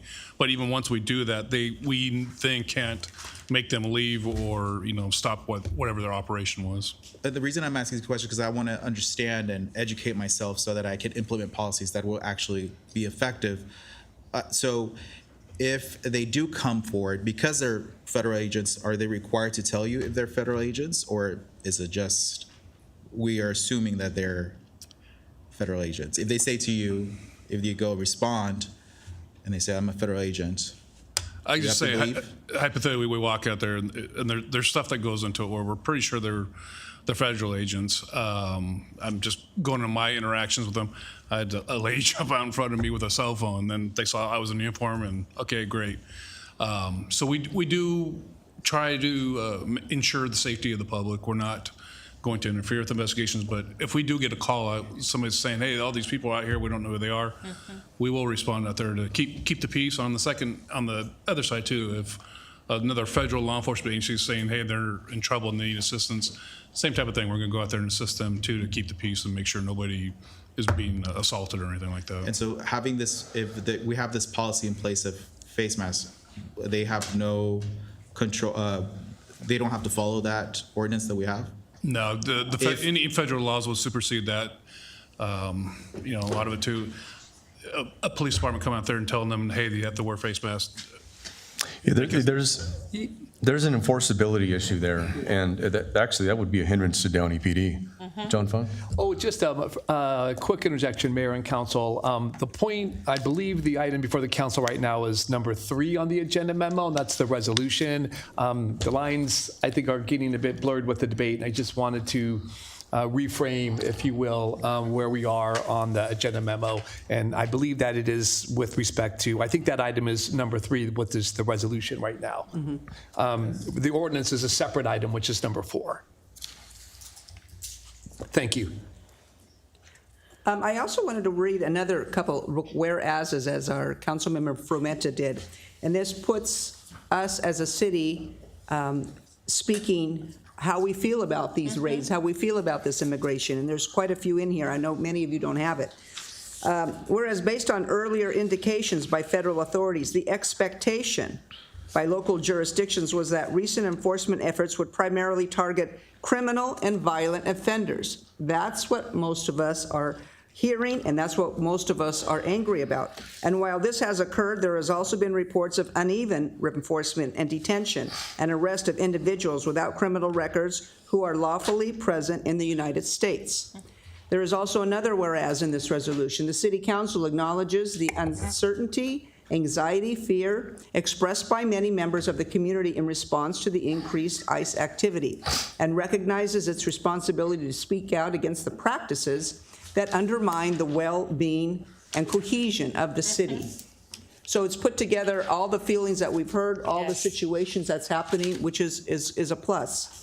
And then one of the sections too is that we call upon our federal elected representatives to demand that ICE and all other immigration enforcement officers conduct enforcement operations with all appropriate due process. Many are saying that our due process hasn't been happening, that they haven't been able to speak properly. We want to let our officials know that we don't agree with how it is being handled. And so we need to take it to the right agencies, the right people, the right representatives that can make that change. And that's why I like this resolution and how it's been developed. And I think we're all agreeing. There's many other sections that I won't get into, but it's also stating that we as a community, that we need to have a little bit more oversight, retarget how things are being happened. I did read, in doing a lot of research, as we all do, that because of a sanctuary state, that before the federal agents were able to go into the jails, but now that they can't, they have to develop 4 different entities that allow them to go on a database to seek out in jails, in the prison, for the worst of the worst that we want. But it takes a big process. It puts some together. They had to put together this group, and then they are able to bring them out if they've already left and come back to the country. Now it's under federal jurisdiction that they can take them out, and they are getting them that way, but it's a slow process. So they no longer have the same process and ways that they were doing it before under prior administrations because of the sanctuary state status. I get that. I read it myself. I don't have to listen to others. And that's what I wish that everybody should do, understanding more clearly and knowing this immigration process and how it's defective. But what we can do and how we can make a stand as Downey and as a group collectively, this resolution speaks very well. I agree with all the wording in there. I'll make a motion, Mr. Mayor, to adopt the resolution as presented by staff. I'll second. 1 second here. This.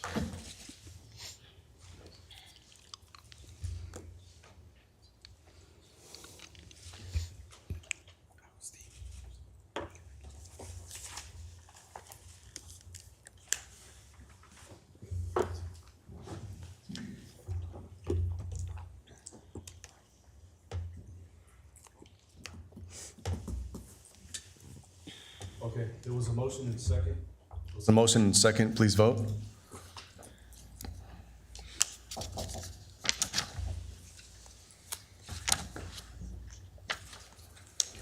The motion is approved unanimously. Okay, we'll move to item number 4, ordinance relating to the use of face coverings. And again, Mayor, we're looking for direction here, whether council has interest in pursuing this one. As we mentioned at the last meeting on Wednesday, we only had a day to turn this around, so we haven't had an opportunity to do a legal analysis on it. But we, at the request of Councilmember Trujillo, provided it to you tonight to have a conversation and get direction on how you'd like to proceed.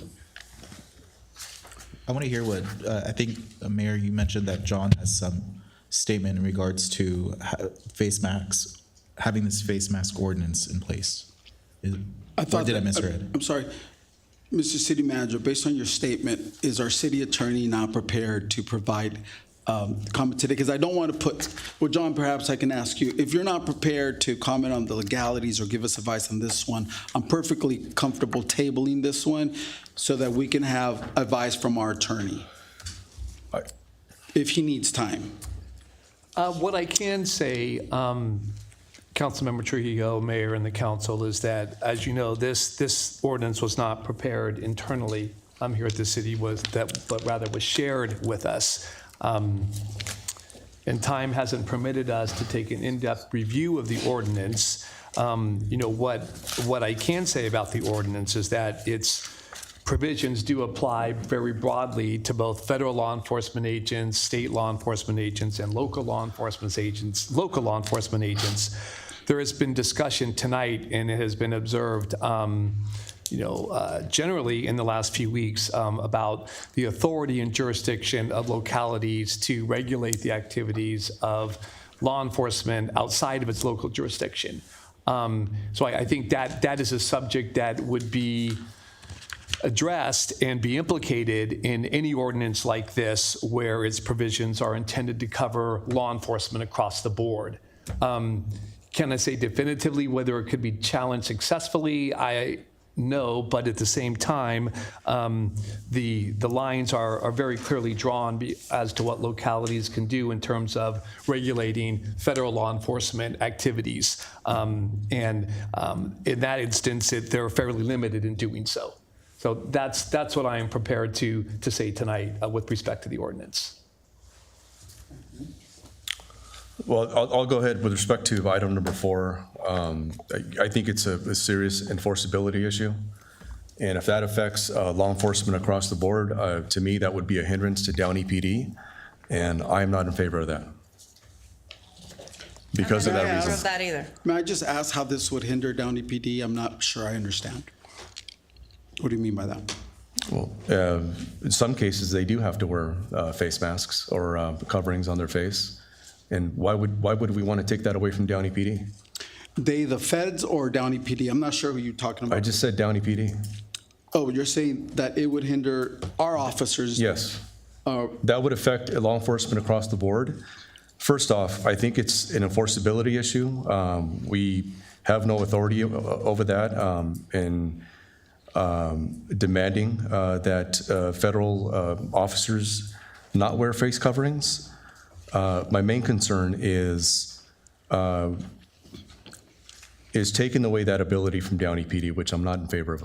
Okay. May I ask, Chief, in what circumstances do any members of our police department have to wear face coverings?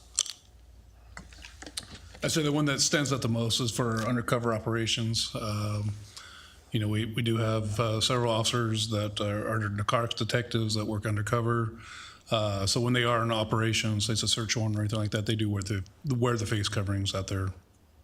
Any other instances? Nothing I can think of off the top of my head.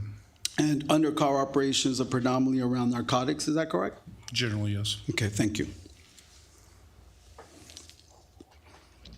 I don't have any other questions at this time. I had a discussion about the face mask coverings with 2 former police chiefs, different cities, and they expressed how dangerous this can be for the officers. The officers are there doing a job.